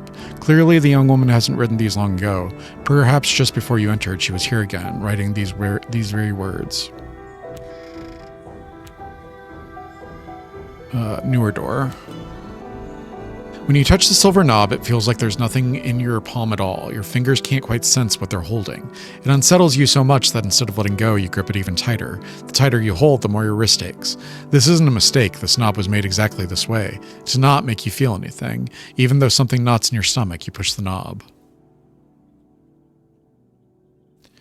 The door opens without resistance. Inside, it's a little brighter. Metal tables are scattered across the room, each layered with dried blood. On the floor, small pools of urine and pus mingle with damp stone, releasing an unbearable stench. And in the midst of it, all hang bodies on chains from the ceiling. I already read that.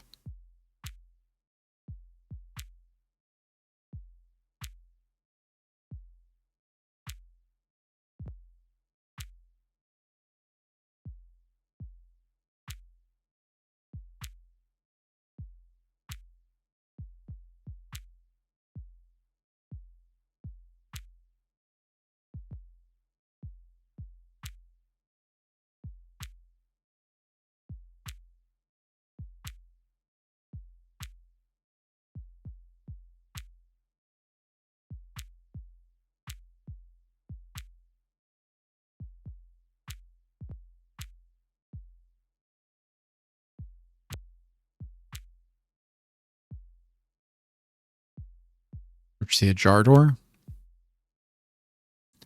As you draw closer, the stench hits you harder, so foul it turns your stomach. Beyond the gap, there is no light, no sound, no life. And yet, as you near the door, you begin to feel something, a smile from a face you don't know, a name you've never heard, yet somehow remember. There's a longing here, vast, unspeakable, older than words and deeper than memory.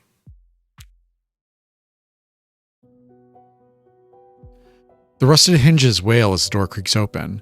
In the shadows of the chamber beyond, you feel something waiting for you. A cold bead of sweat trails from your nape down your back. The light behind you is weak, yet just strong enough to pierce the smoldering dark. But this pale glow shows you only what you were never meant to see.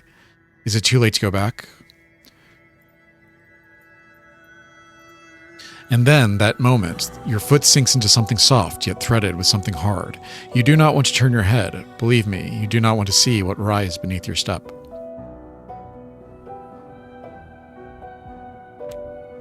What was it that I stepped on? Alright, thinking what could be worse than talking corpses your young woman experimented on, you lower your gaze. Beneath your feet lies a crushed face. With your step, you've ground rotted, liquefied eyes, cartilage, and skull into pulp with a tremendous force. Around your heel, fragments of teeth and jawbone jut out like white pearls. From the eye sockets and ears, you see insects scurrying away. What is this place? What remains of you? Lilith's experiments that went wrong while she tried to create you. Those who could not bear their silence, nor their chained-up thoughts. There are so many of them. How could Lilith have found this many people? A meaningless detail. We don't have time to dwell on it. You notice a light seeping out from beneath the door directly across the room. The thought strikes at you. You need to get out of this place at once. You're right, I must go on. Yes, very good. Let's continue. You carefully make your way through the dead bodies. None of them are in any state to rise and seize you, yet you're not about to take that risk. Step by step, you draw closer to the door. There's no need to look down. Look straight ahead. There you go. With every step, the door comes nearer. You can't see a thing. Doesn't matter, you don't need to see. There's nothing here that can harm you now. Just a handful of bloated corpses. Simply do as I say. Step a little more to the left. Exactly. Keep breathing. There is nothing rubbing against your foot or grabbing you by the ankle. Don't look down. Focus on the door in front of you. You are moving forward step by step. Stay calm. We will get out of here. Despite all the horror and fear, you start moving. With each step, the door draws closer. It feels as if the room itself is shrinking, urging you to reach it. Just a little more. The moment you stretch out your hand, you'll open the door. Don't look back.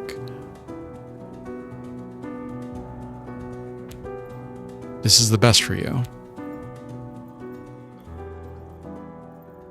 You open the door. What greets you is neither the whisper of the dead nor darkness. It's a warm room lit by amber tones, filled with pleasant scent.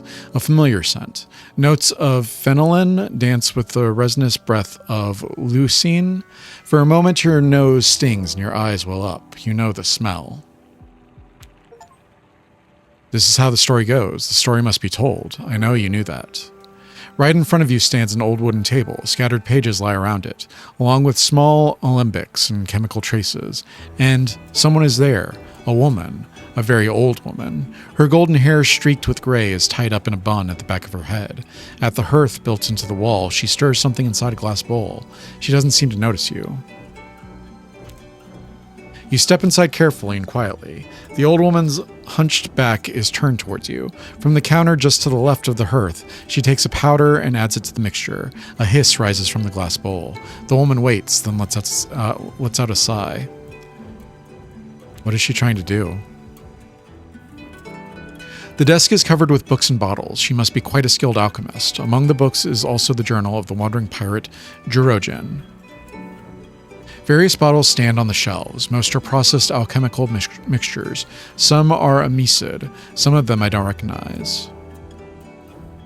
I can't see what she's cooking. Some kind of mixture, judging by the ingredients, advanced alchemical formulas. Vials of Newton, a volatile mixture prepared only by master alchemists, a blue, frigid cluster of mist that freezes whatever it touches. It is generally stored within the pressurized vessels. And dopen, an alchemical substance that reduces happiness but carries a high risk of addiction. Vials of Newton and dopant sit on the counter, but the real matter isn't on the counter. Look at the floor. What's on the floor? Some kind of circle. It looks like a map inscribed with alchemical formulas and symbols. A map of what? You can't tell. Even for you, this is an advanced alchemical formula. Maybe if you see what the woman is stirring, you could figure something out. Missing something. The woman suddenly turns around. The moment she sees you, she freezes in place. A warm smile spreads across her face. The dark circles under her eyes and the wrinkles give away her age. Ah, a guest. Welcome, young man.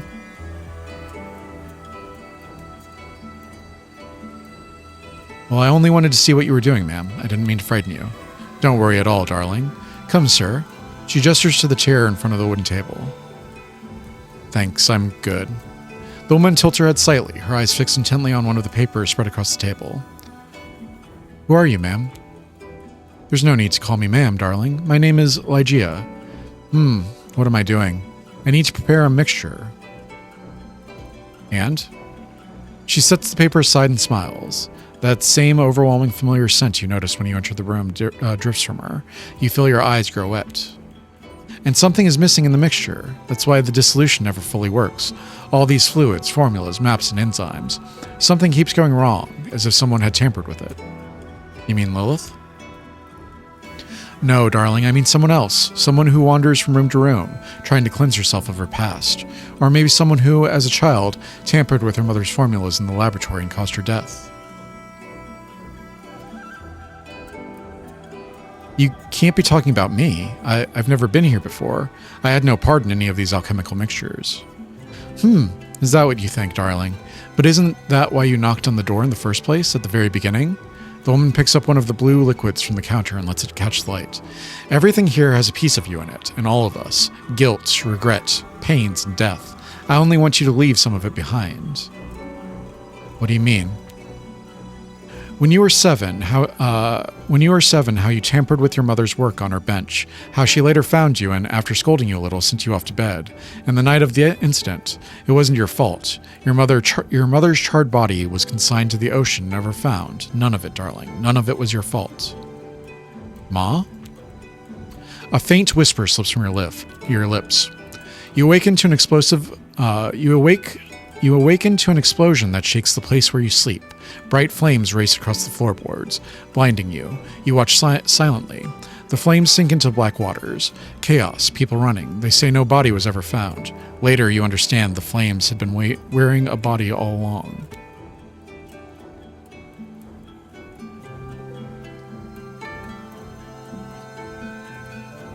Your mother's body. I'm so sorry, darling.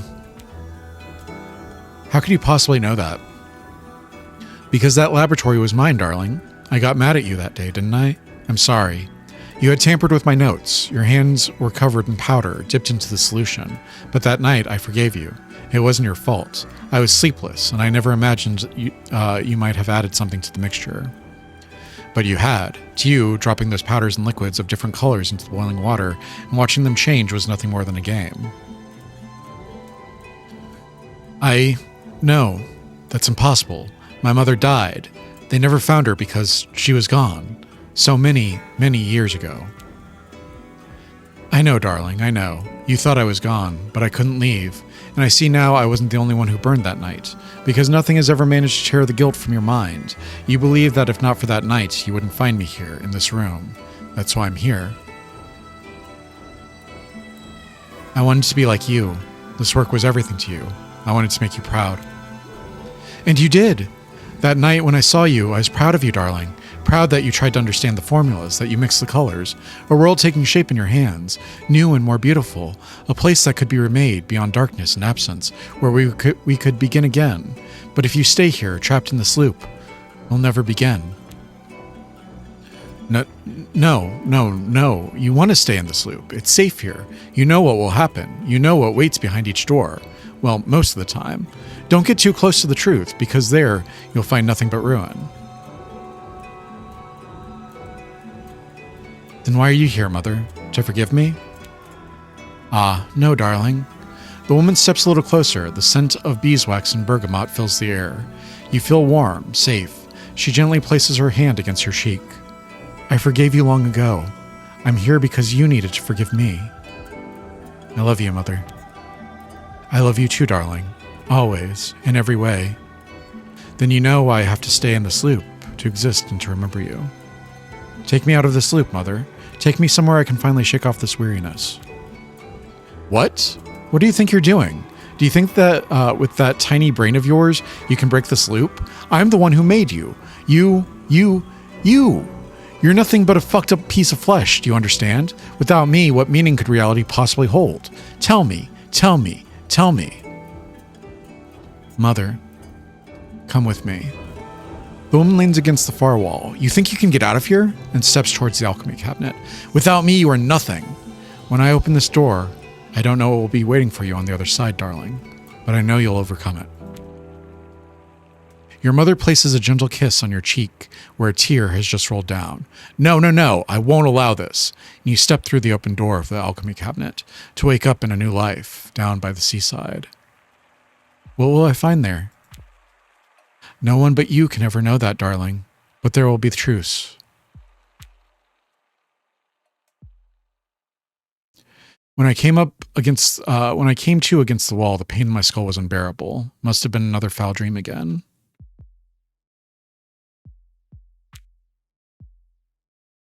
Mother, she was working at something in the basement, but wasn't she dead? Ah, my head. Of course she was, long before. Yet Lilith again, always her. Who else could it ever be? My love, Lilith.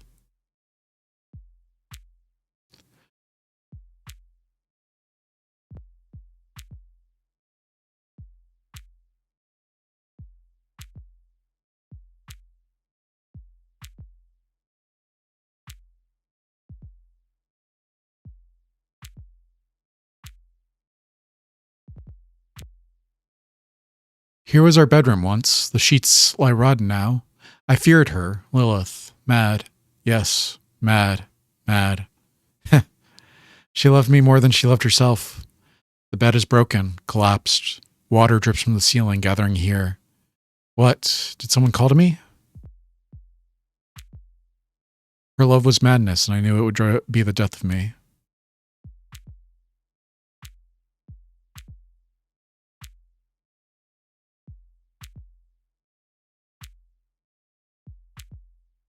It seems like it's forcing me to go to the basement.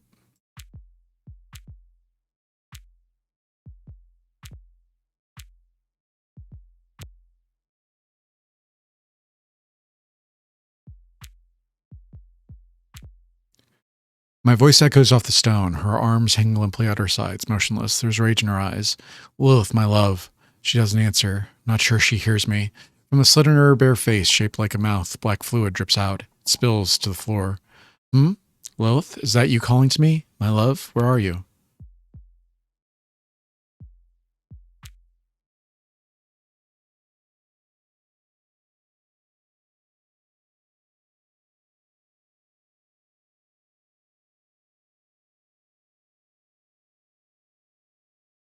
I thought that was gonna be the end of the loop.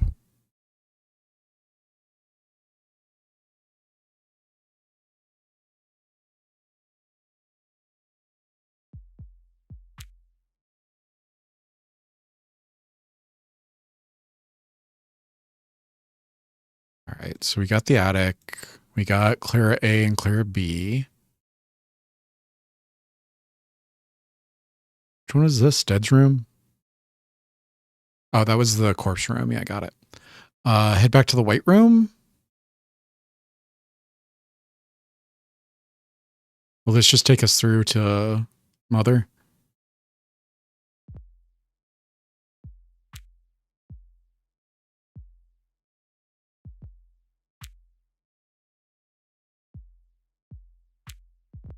Your footsteps echo upon the smooth stone. Because you have no shadow, you cannot be sure where you tread.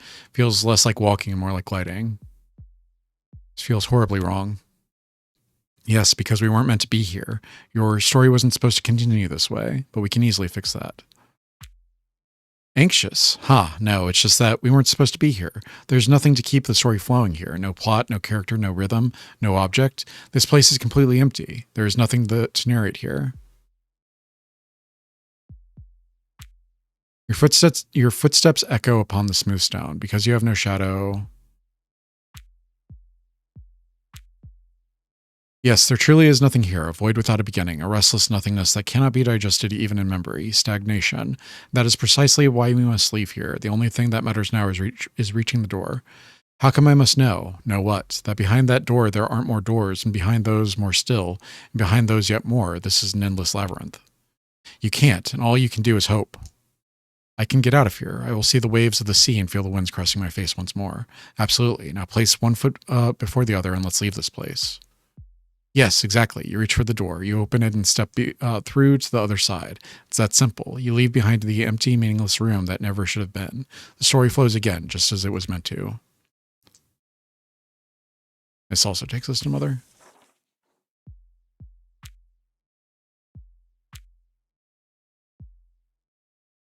Her hand reaching for powder at her side halts in midair. The image of her hunchback slowly gives way to her face. A warm smile spreads across it. The dark circles under her eyes and the wrinkles reveal her age. Ah, guest. Welcome, young man. My name is Lygia. Forgive me. No one's come here for a very long time. Come sit. She gestures to the chair in front of the wooden table. You must be tired. I'm sure it has been a long journey for you. As you let go of the tension your muscles have held for so long, you feel the ache rising from your calves. In this warm room filled with familiar scents, you realize for the first time just how exhausted you are. You are tired, Elbeck, truly tired. But you have no time to rest. Don't forget why you came here. You are searching for a cellar hatch, the way to freedom. You can rest here, darling, for as long as you like. Are you an alchemist? She lifts her gaze from the papers for a moment. Yes, I used to be. Used to? Mm-hmm. She returns to the hearth, pouring a blue powder she's warmed over the naked flame into the vessel. I had an accident long ago. My laboratory burned. We could end the conversation here. Don't ask how the accident happened. What kind of accident? Tragic accident. My 7-year-old son played with a mixture I was working on. To him, it must have seemed like a game. She lifts a vial of blue liquid from the bench and lets the light shine through it. I suppose he thought he could do alchemy better than I could. Or maybe he simply thought it would be fun to mix the colorful liquids. Who knows? This feels so familiar. When I entered the room, he was at the mixture. I'd scolded him a little and then sent him off to bed. I never suspected he might have tossed something into it. I kept working. When the laboratory exploded, I could smell my own burning flesh. Liquid dextrose and VIP. According to the writings of Trismegistus, VIP was an alchemical mixture of ground, pearlescent powder. It heightens hunger and awakens appetite in those who use it. Liquid dextrose and VIP, when combined at high temperature, they trigger a sudden violent release of heat. But you didn't know that then. That's what detonated your mother's laboratory. What are you talking about? What I mean, darling, is this. Sometimes you have to lose, and then you have to let go. You cannot carry the weight of the past forever. How could you know my mother died in such an explosion? Because the laboratory was mine, darling. I shouted at you at that day, didn't I?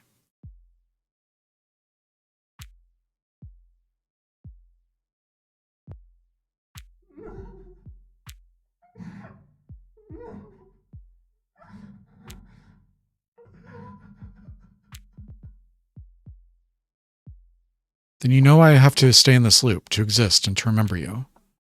The right choice. I will always remind you of her and of this room with great peace and warmth, but I can't promise you'll remember her as she truly was.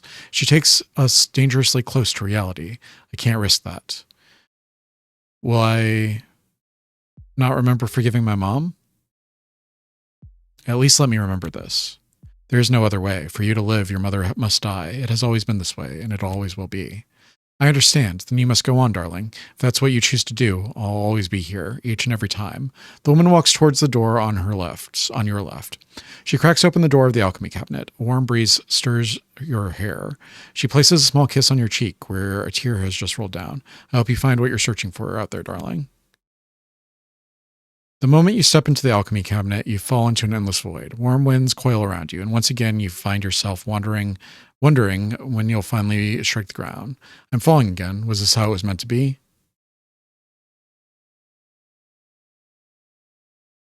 Sedibus ut saltum placidus in mortem quiescem.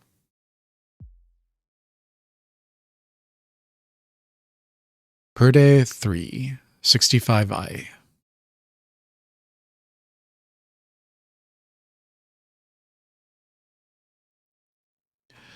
Now, in your interrupted fall, a metallic taste burns in your throat. Blood and rust mingle with the air you breathe. Beneath your hand there is damp warmth, as though something has come alive. Where am I? At the beginning of your salvation, and of course, at the end of all things. Do you see it? You climb now. Your nails are clawing at the rotten boards, yet beneath them something's writhe. In the darkness, there a pale light flickers, the light that will grant you freedom. For the story to end and for you to awaken, you need one final crescendo. You think you are moving forward. You think the story has forced this upon you, but do not despair. It was never about choices. Then what? It was about letting go. Nonsense. Even the things I let go of, I choose. You do not understand. You believe you choose, yet slowly, simply, you let go of the path you tread. You do not look ahead. First, you let go of the road stretching behind you. When you climb, you let go of the descent. For your own life, you let go of Lilith. And when you have let go of every other possibility, the only option left is the one you merely believe you chose. No, you don't understand. Letting go is also a choice. But it is not something you choose. It is not something you can point to with your finger. It is something only for that finger to become the very thing it points at, not where reality bends and dissolves into isness. A petty choice? No. It is merely the act of pushing things aside. Letting go happens beyond you, just outside your consciousness.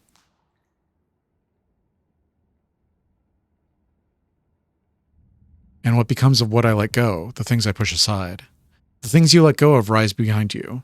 They rise until your shadows fall before you, all those things you left behind and fled from in the basement. And when they stand between you and the burning sun of your will, you see more clearly what must be done. What is that?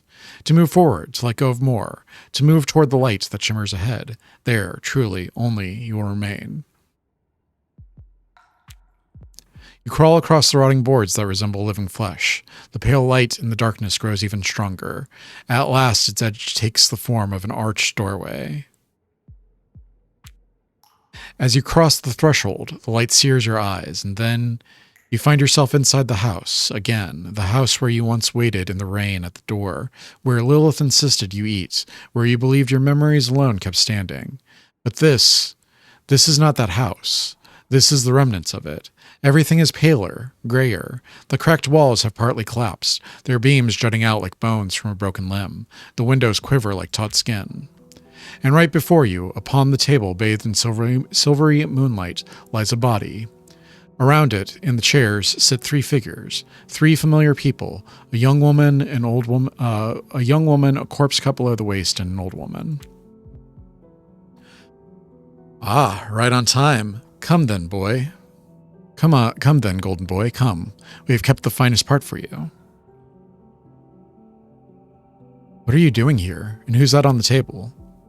We thought you'd recognize. Look, won't you look? I think I know who lies upon the table. Who? Lilith.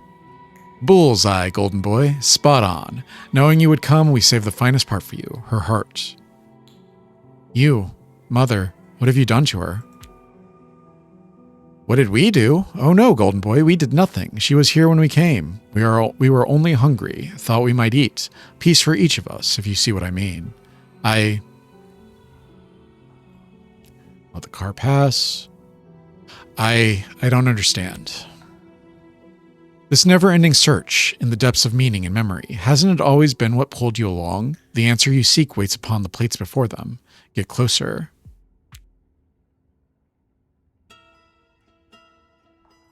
Your gaze drops to the plate before the man. Amidst the clotted gore rests a tongue, torn from where it belongs.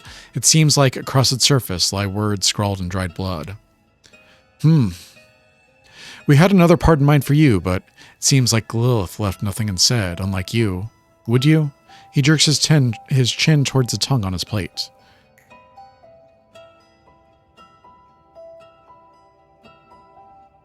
Now it's my turn to speak. Ha! So many people made me speak for so long now. After a while, I could no longer recognize my own voice, but yours I will know. Now it is your turn, truly. You think the dead body slackens, sinking into some strange ease. The tongue in your hand feels slick and heavy. It waits for you to say something. I'm sorry for everything. Oh, come on now. That scrap of tongue in your hand needs no apology, golden boy. Don't make yourself pitiful with excuses. You're hardly a paragon of virtue. And you? Are you? And no one here ever expected your apologies. What is expected is that you exist, that you be someone.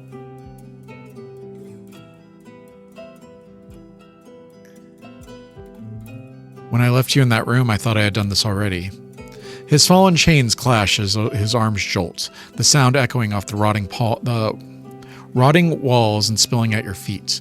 In your palm, you feel the tongue bleeding. Curious that you think so, for I am still here, but since you claim to have found yourself, come closer, golden boy. Come closer and tell me, when you are truly yourself, what will you say? I won't carry you anymore. You approach. The man cut off at the waist sits twisted in his chair, black sludge dripping from where his stomach should be, down onto the seat and then the floor. His eyes never leave yours. The chains biting into his decayed wrists are rusted. A small pin holds it all together. To pull it free, you see you must grip it with both hands. You always fled, but this time it seems you've caught me, golden boy. The bloody tongue makes your hand slippery. Each time you press, your fingertips slide off the pen. Perhaps you should put that thing I gave you somewhere, golden boy. He points at the tongue in your hand. Perhaps I should put it back where it belongs. You see Lilith lying on the table beside you. In her flayed face, lidless eyes gaze up at the broken ceiling. Moonlight veils her features in a gray shroud. You part her jaw. First, you press down the section of her throat where their vocal cords lie, blood slick and trembling beneath your fingers. Then, slowly, you set the tongue back in place. Black fluid seeps from her mouth, trailing from the corners of her lips to her ears. At least now her face seems a little more natural, more complete. Within you, love and horror bloom at once. Very well then, back to these chains. I will free you of this burden. After wiping your hand clean on your shirt, you press down on the pin with all your strength. At first, nothing. The metal, frozen in place for decades, refuses no more. Then you feel a faint shift. You press harder, and with a reluctant creak, the rusted pin comes free. The chains drop into the dust. There, for the first time, you spoke as yourself, golden boy. When you turn your gaze back to the table, the women who are watching you with calm, indifferent faces. The rotten boards creak as if braced. From the broken ceiling, a few drops of rain fall onto your face. Was that all? You step back. The body of a man cut below the waist stands before you. But it does not end. It cannot, for there is another who awaits you, another you must complete. The young woman, right? Of course. Come closer. You tear your gaze from the man freed of his chains. At last he looks at peace. He has spoken all he had to say, and nothing remains. Yet before you, much still demands to be spoken. Your eyes drift to the young woman's plate. Upon it lies a strip of thin, bloody skin, folded and carefully placed. Seems you never seen me. She pushes the strip of skin towards you.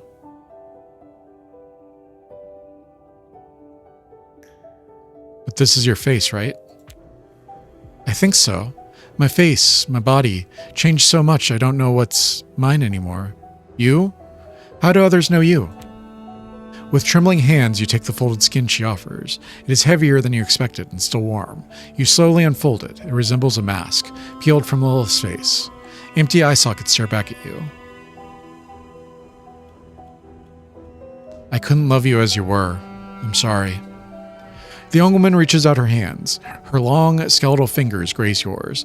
When you notice her curious gaze, you see a strip of skin dripping from her hairline, as though another face lies on top of her own. A kind of mask, peeled like the one in your hand, yet crudely set back into her skin. The lady doesn't need an apology. Yours, I do.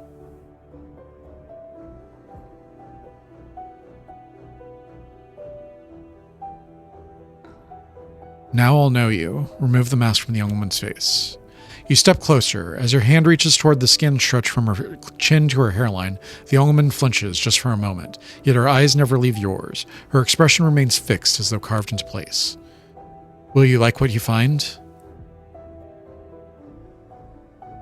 This isn't you. Let me help. The flesh in your hands grows slick with blood. Each time you try to grasp the loose skin with your greasy hands, the young woman's head tilts slightly backward. No matter how hard you try, the stitched-on piece keeps slipping from your fingers. Maybe, if you want to tear off a face made for you, you need to put down what you're holding. Her gaze drifts to Lilith on the table. You need to let go. That's what I meant. Where? Where it belongs.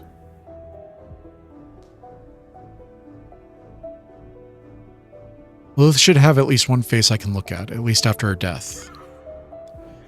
You turn to Lilith, who stares at the ceiling with her lidless eyes. Her face, mottled with separating flesh, looks even paler in the silver moonlight dripping through the broken roof. You carefully place the warm strip of skin upon her face, aligning the cut of her jaw with the start of her hairline. Disturbingly, Lilith's features come together, whole again, almost alive, as though she might turn her eyes to you at any moment. Within you, a great terror and love bloom together. I think you're ready to see now. She closes her eyes and tilts her face towards you. You wipe your hands clumsily on your clothes and reach for the dangling piece of skin, where the mask begins to lift from her face. You pull a little. The stitches tear softly. The young woman winces in pain. Are you alright? Mm-hmm. You pull harder as the stitches begin to tear. The mask clinging to the young woman's face rips apart. But you don't stop there. As the mask tears away, every stitch along her neck, chest, stomach, and legs burst open. Everything comes undone. The skins, taken from different bodies and sewn together, peel away one by one like clothing. And when every seam is finally undone, another body emerges from within the woman, a young boy. He bears your body, your eyes, your past. When his trembling lips part, you hear the voice of your own childhood. Who am I on the inside? You find the truth about the young woman.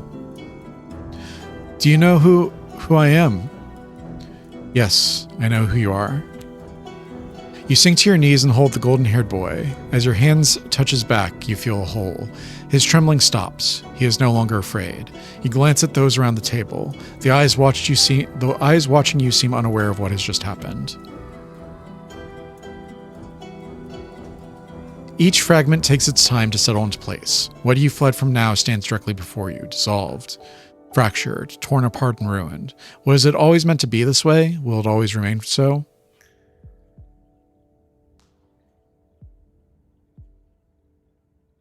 I saw Lilith transformed into something different, a creature perhaps, or perhaps she has always been so. Something you told yourself time and again. It was always easier to blame her, easier than turning inward and facing yourself. But now you must prove whether you are worthy of salvation or not. What now? Tell me, narrate or whatever, and let this torment end. Moonlight spills through the fractured roof, and abysmal silence fills the room. You no longer believe these gathered around the table even breathe. Lilith's body lies there, still as stone. No, not quite. The boards, the glass, the scattered things around you. Strain, awaiting.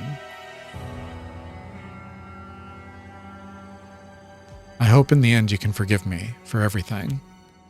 You move toward Lilith's body on the table. The tongue you place to rest in her mouth. She's still with her mask-like face, stitches running from brow to chin. Lilith can't hear you, my child, but she doesn't need to anymore. Still, you want her forgiveness, don't you? I betrayed her just as I left you. I killed her. You are absolutely right. You knew exactly what would happen when they took Lilith that night. You keep saying that night. Which night? That night you came here, to this house, to the place where Lilith's growing, obsessive ideas had taken root, the place where you saw her for the last time. She told you about the black alchemy ritual. You were to die, and then reunite within the grand unification. Your bodies would perish, and your souls would intertwine. You were afraid, and you reported her for performing an unauthorized act of alchemy. They captured Lilith. Truths don't turn into forgiveness within the cocoon of time. For your actions to find meaning isn't that simple, my child, but at least you tried.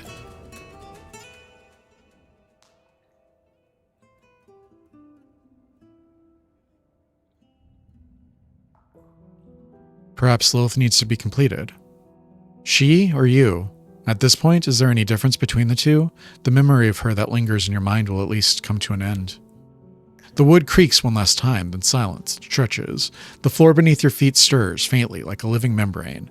The torn black thread of the curtains shiver by the window. Silence. It stretches. Then a breath. You see Lilith's chest rise upon the table. Her eyes turn to you, her body tenses, as if she's being born again, yet there is nothing miraculous in it. Lilith? Reach out your hand. The hand you extend feels as though it touches the warm memory stuck in the past. Her fingertips twitch. The flesh beneath her nails blackens with some viscous fluid. Her shoulders tremble. Then she sits up. The clothes clinging to her are wet with blood. Welcome, my love. For a moment I feared you wouldn't come. I remember you saying that the first time I came here. Ha! The first time. You've no idea how many times you've read the letter that you wrote yourself, my love. The letter that brought you here to me. This isn't the first, nor will it be the last, but don't worry, we're almost complete. Her tongue, swollen and heavy in her mouth, distorts the words. The rasping voice shows that her torn throat never healed. All this was your revenge on me for killing you for that night 5 years ago. It must end. We must be completed. The sloop must reach its end. They were the halves within you, my love, all of them. The loves you could not see, the words you could never speak. You've been trying to piece them together, but now it's my turn. Either you complete me with your body or confess the whole truth and bring the sloop to an end. What truth do you want me to confess? Everything. Why you killed me, why you were afraid, why you were so utterly pathetic. Everything. Livber seas churn. Waves crash against the cliffs, scattering into the night. A garden of white flowers burns among crimson fire. Bare feet crush the withered blossoms.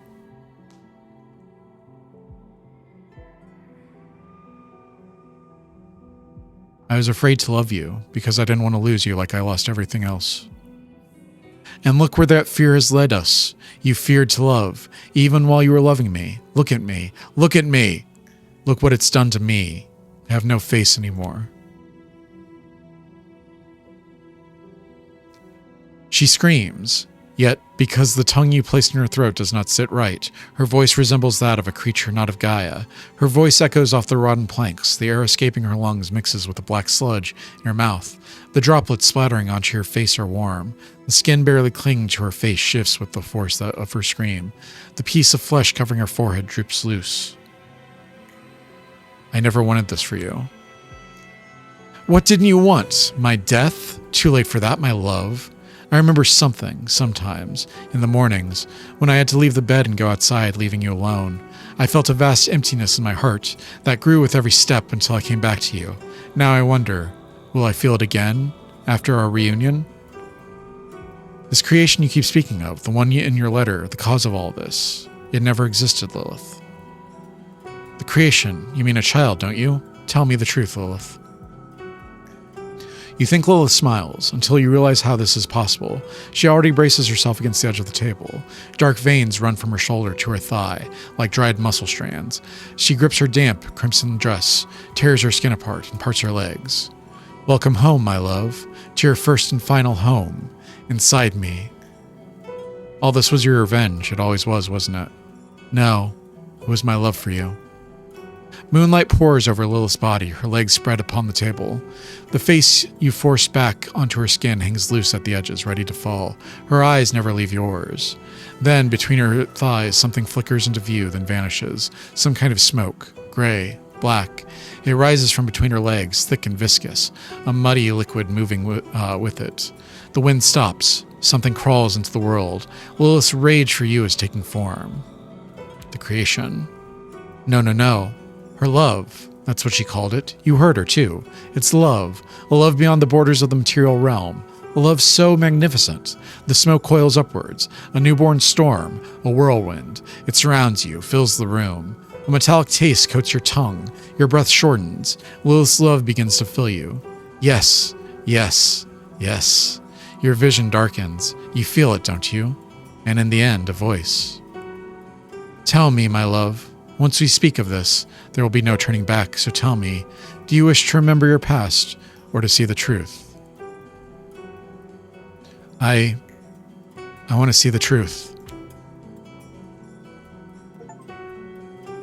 The Rashomon cut. You chose to know the truth about Lilith's death. As she rises from the darkness in all her might and magic, this is the thing that emerges from beneath Livber's dark waters. An outer Gaian being, flawless, so flawless that she radiates dread. Smoke coils around you. A realization spreads through the layers of your mind. The story has brought you here. I have brought you here. Through the fine cracks in the smoke, you see the roof caved in, plaster fallen from the walls, windows long shattered. Rain drips from the hole above and strikes your face. From somewhere unseen, you hear Lilith's voice. You are alone here, my love. For 65 months, you've been alone. Since they took me, your conscience has never let you leave. You always knew the truth was to finish what you started, the ritual of black alchemy. Now you see. Yes, my love, you remember the pieces, don't you? The name, the blood, and the word. Well, I must see the truth now. The name first. I must know who I am. Elbeck. It was the first week of your 65 months solitude, only days after they took me. They asked you for a name. You gave mine first. Then you signed your own on the witness papers. You claimed to have seen me perform unauthorized alchemy. The guards told you that you could see me one last time before I died. I told them there was no need. The smoke thickens, heavy and suffocating. From the other side, you hear Lilith's voice. Yes, you were afraid, weren't you? You were not virtuous enough to see me one last time, to say that you really loved me. Now speak your name. Confess it. My name is Elbeck, and I killed you, because I avoided my virtue, and I was afraid. You see the smoke take shape before you, coalescing into a silhouette. The ritual is progressing. From beneath the mist, something slides across the floor towards your feet, metal scraping softly. You recognize it. Lilith's dinner knife. The grand unification will unite us. My love. There we will be together. Now seal your name with your conscience. Spill your blood to the end. If shedding it will free me of my conscience torment, then let my blood run. Let your blood gather at your knees like a sea itself, just like the edge of the cliff you could never let yourself fall from. 2 years later, your steps had carried you back to the cliff's edge, your guilt heavier than ever before. There wasn't a single night you didn't see me in your dreams. But you couldn't find the courage to let yourself fall with the rain. Killing yourself would have taken more courage than killing another. Your knees sank into the mud, a heart mired in a bog. Blood drips from your fingertips. Your fingers grow numb. The warm, slick fluid from both wrists pools on the floor. Your legs weaken. You sink to your knees. The knife slips from your hand and clatters to the ground. Through the mist, Lilith approaches. Her face, her body. She seems to have left all that horror behind, just as you first saw her. Lilith. The house creaks and groans around you, crazed. Kneeling, you struggle to steady your breath. A rasp rising from your chest. Sweat soaks your back. The wind makes your skin shiver. Lilith smiles. It's a gentle, merciful smile. There's a piece of paper in her hand. As she leans down to pick up the knife, she places the paper in your palm. And the end. Your madness took hold of you. By the end of those 65 months, you had convinced yourself I couldn't be dead. You clung to the fragile hope because it was all you had left. Poor Elbeck. Everything lost. Rotted or faded within that house. You redrew it on all the yellow papers. To remember, to keep your memories alive. Because what else did you have left but memories? You kept drawing, again and again, all those moments whose originals had been long lost. And then you wrote a letter, from my mouth to yourself. You summoned yourself back here, even though you had never truly left. But your mind needed to believe it. You didn't send the letter? If I had written from beyond death, these would not be my words. You wrote it yourself. It's true. You needed to believe it to step through the door, just as the blood from your wrist seeping into the letter. The thing that ended everything, the thing that began it all. Don't worry, there's nothing to fear. This is not an ending. This is never an ending. This is not death. We'll begin, again, anew. Give me the letter you sent to yourself. I'll tuck it into your pocket. Perhaps where we're going, you'll need this blood-stained thing. When you cut your wrist that deep, you can't move your fingers anymore. I suppose I'll have to complete the last step of the ritual for you.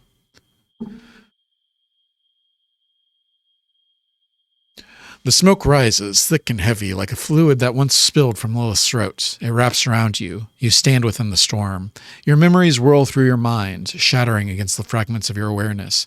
Each breaks apart, merging and separating, until nothing remains but the black smoke. In the midst of nowhere, you stand alone, and at last your body dissolves. What's happening? Now there is no need to fear, my dear, my love, my life. Here, everything belongs to everything else. Welcome among us at last. We have no bodies now, no names. Only us remain. Us. This is the only place where we can exist together. You, me, and our creation. The grand unification. Yes. This is what we called this in the material realm. The horizon where earth and sky meet. And beyond it, far beyond. Above the light and the dark, beyond even the never-all, come closer. Have you forgiven me? No, my love. You did not do all this to be forgiven. What we have done comes with us. It will be part of us. I will accept you with it. I will take you into me with it. How? Our souls, those formless souls cast beyond the cosmic dark, will soon mingle. We will become one. We will become something greater than ourselves. You, me, and our child. You will remain as an ache twisting within me, trapped in a loop. Wait, what? Till the grand unification, we became one with Lilith and the Neverall. Vesanunda, Hepamiz, Bur, Hikienen, Tek, Noctisinda, Burlasiris, Kim Olagumuzu, Bile Haturlamadan. Haturlamadan? Haturlamadan. And in the end, we all converge upon a single point in the story without even remembering. All right, I think that is the true ending, so I'm going to let the credits play this time.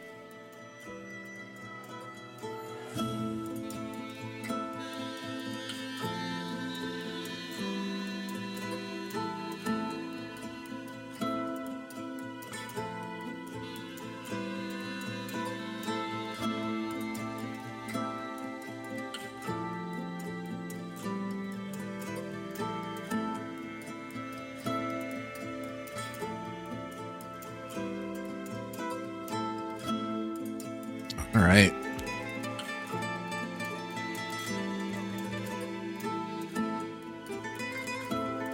Oh, there are more endings that we can get. Interesting.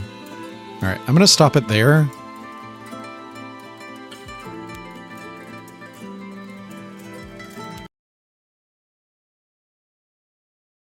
All right, that was Livber. We have more achievements to unlock. We've got 15 out of 32 achievements. Interesting. Okay, so Livber. I like the writing a lot.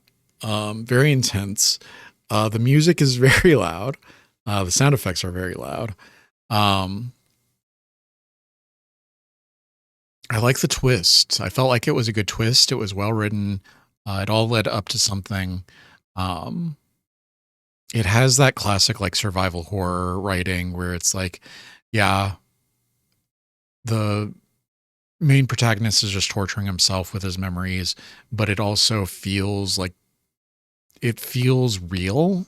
So it's got it's classic without being cliche, right? The illustrations were great. I liked are they CGs? Is that what they're called? The CGs. I liked a lot of the scenes. I felt like the second act was kind of repetitive. It seems like it's supposed to be repetitive because it's supposed to be a loop. But it seems like you get caught up in the same like rooms no matter what you choose. Maybe that's by design. Maybe that's what you're going for. It's just a little bit weird when compared with the other acts. Act 1 seems very like straightforward. You can get here and then you can escape. You can get here and then you can get to the ending. Act 3 seems like it branches off into different paths. Excuse me. Act 3 seems like it branches off into branching paths. So you can go up and you can get the ritual ending, or you can go down and you can get the memory ending, or whatever the other endings are. And so it seems like it's always like moving in a different direction. And then Act 2, it seems like it's a loop. So I'm not sure if it's supposed to be like repetitive or if that's what you were going for, but it does seem a little bit off compared to the other two acts. Yeah, I like this game a lot. I like the story a lot. I feel like it does what it does well. Yeah, I'm gonna get out of here. Thank you all for joining me for another night of Strange and Scary Games. I love you. We'll see you in the next video. Good night.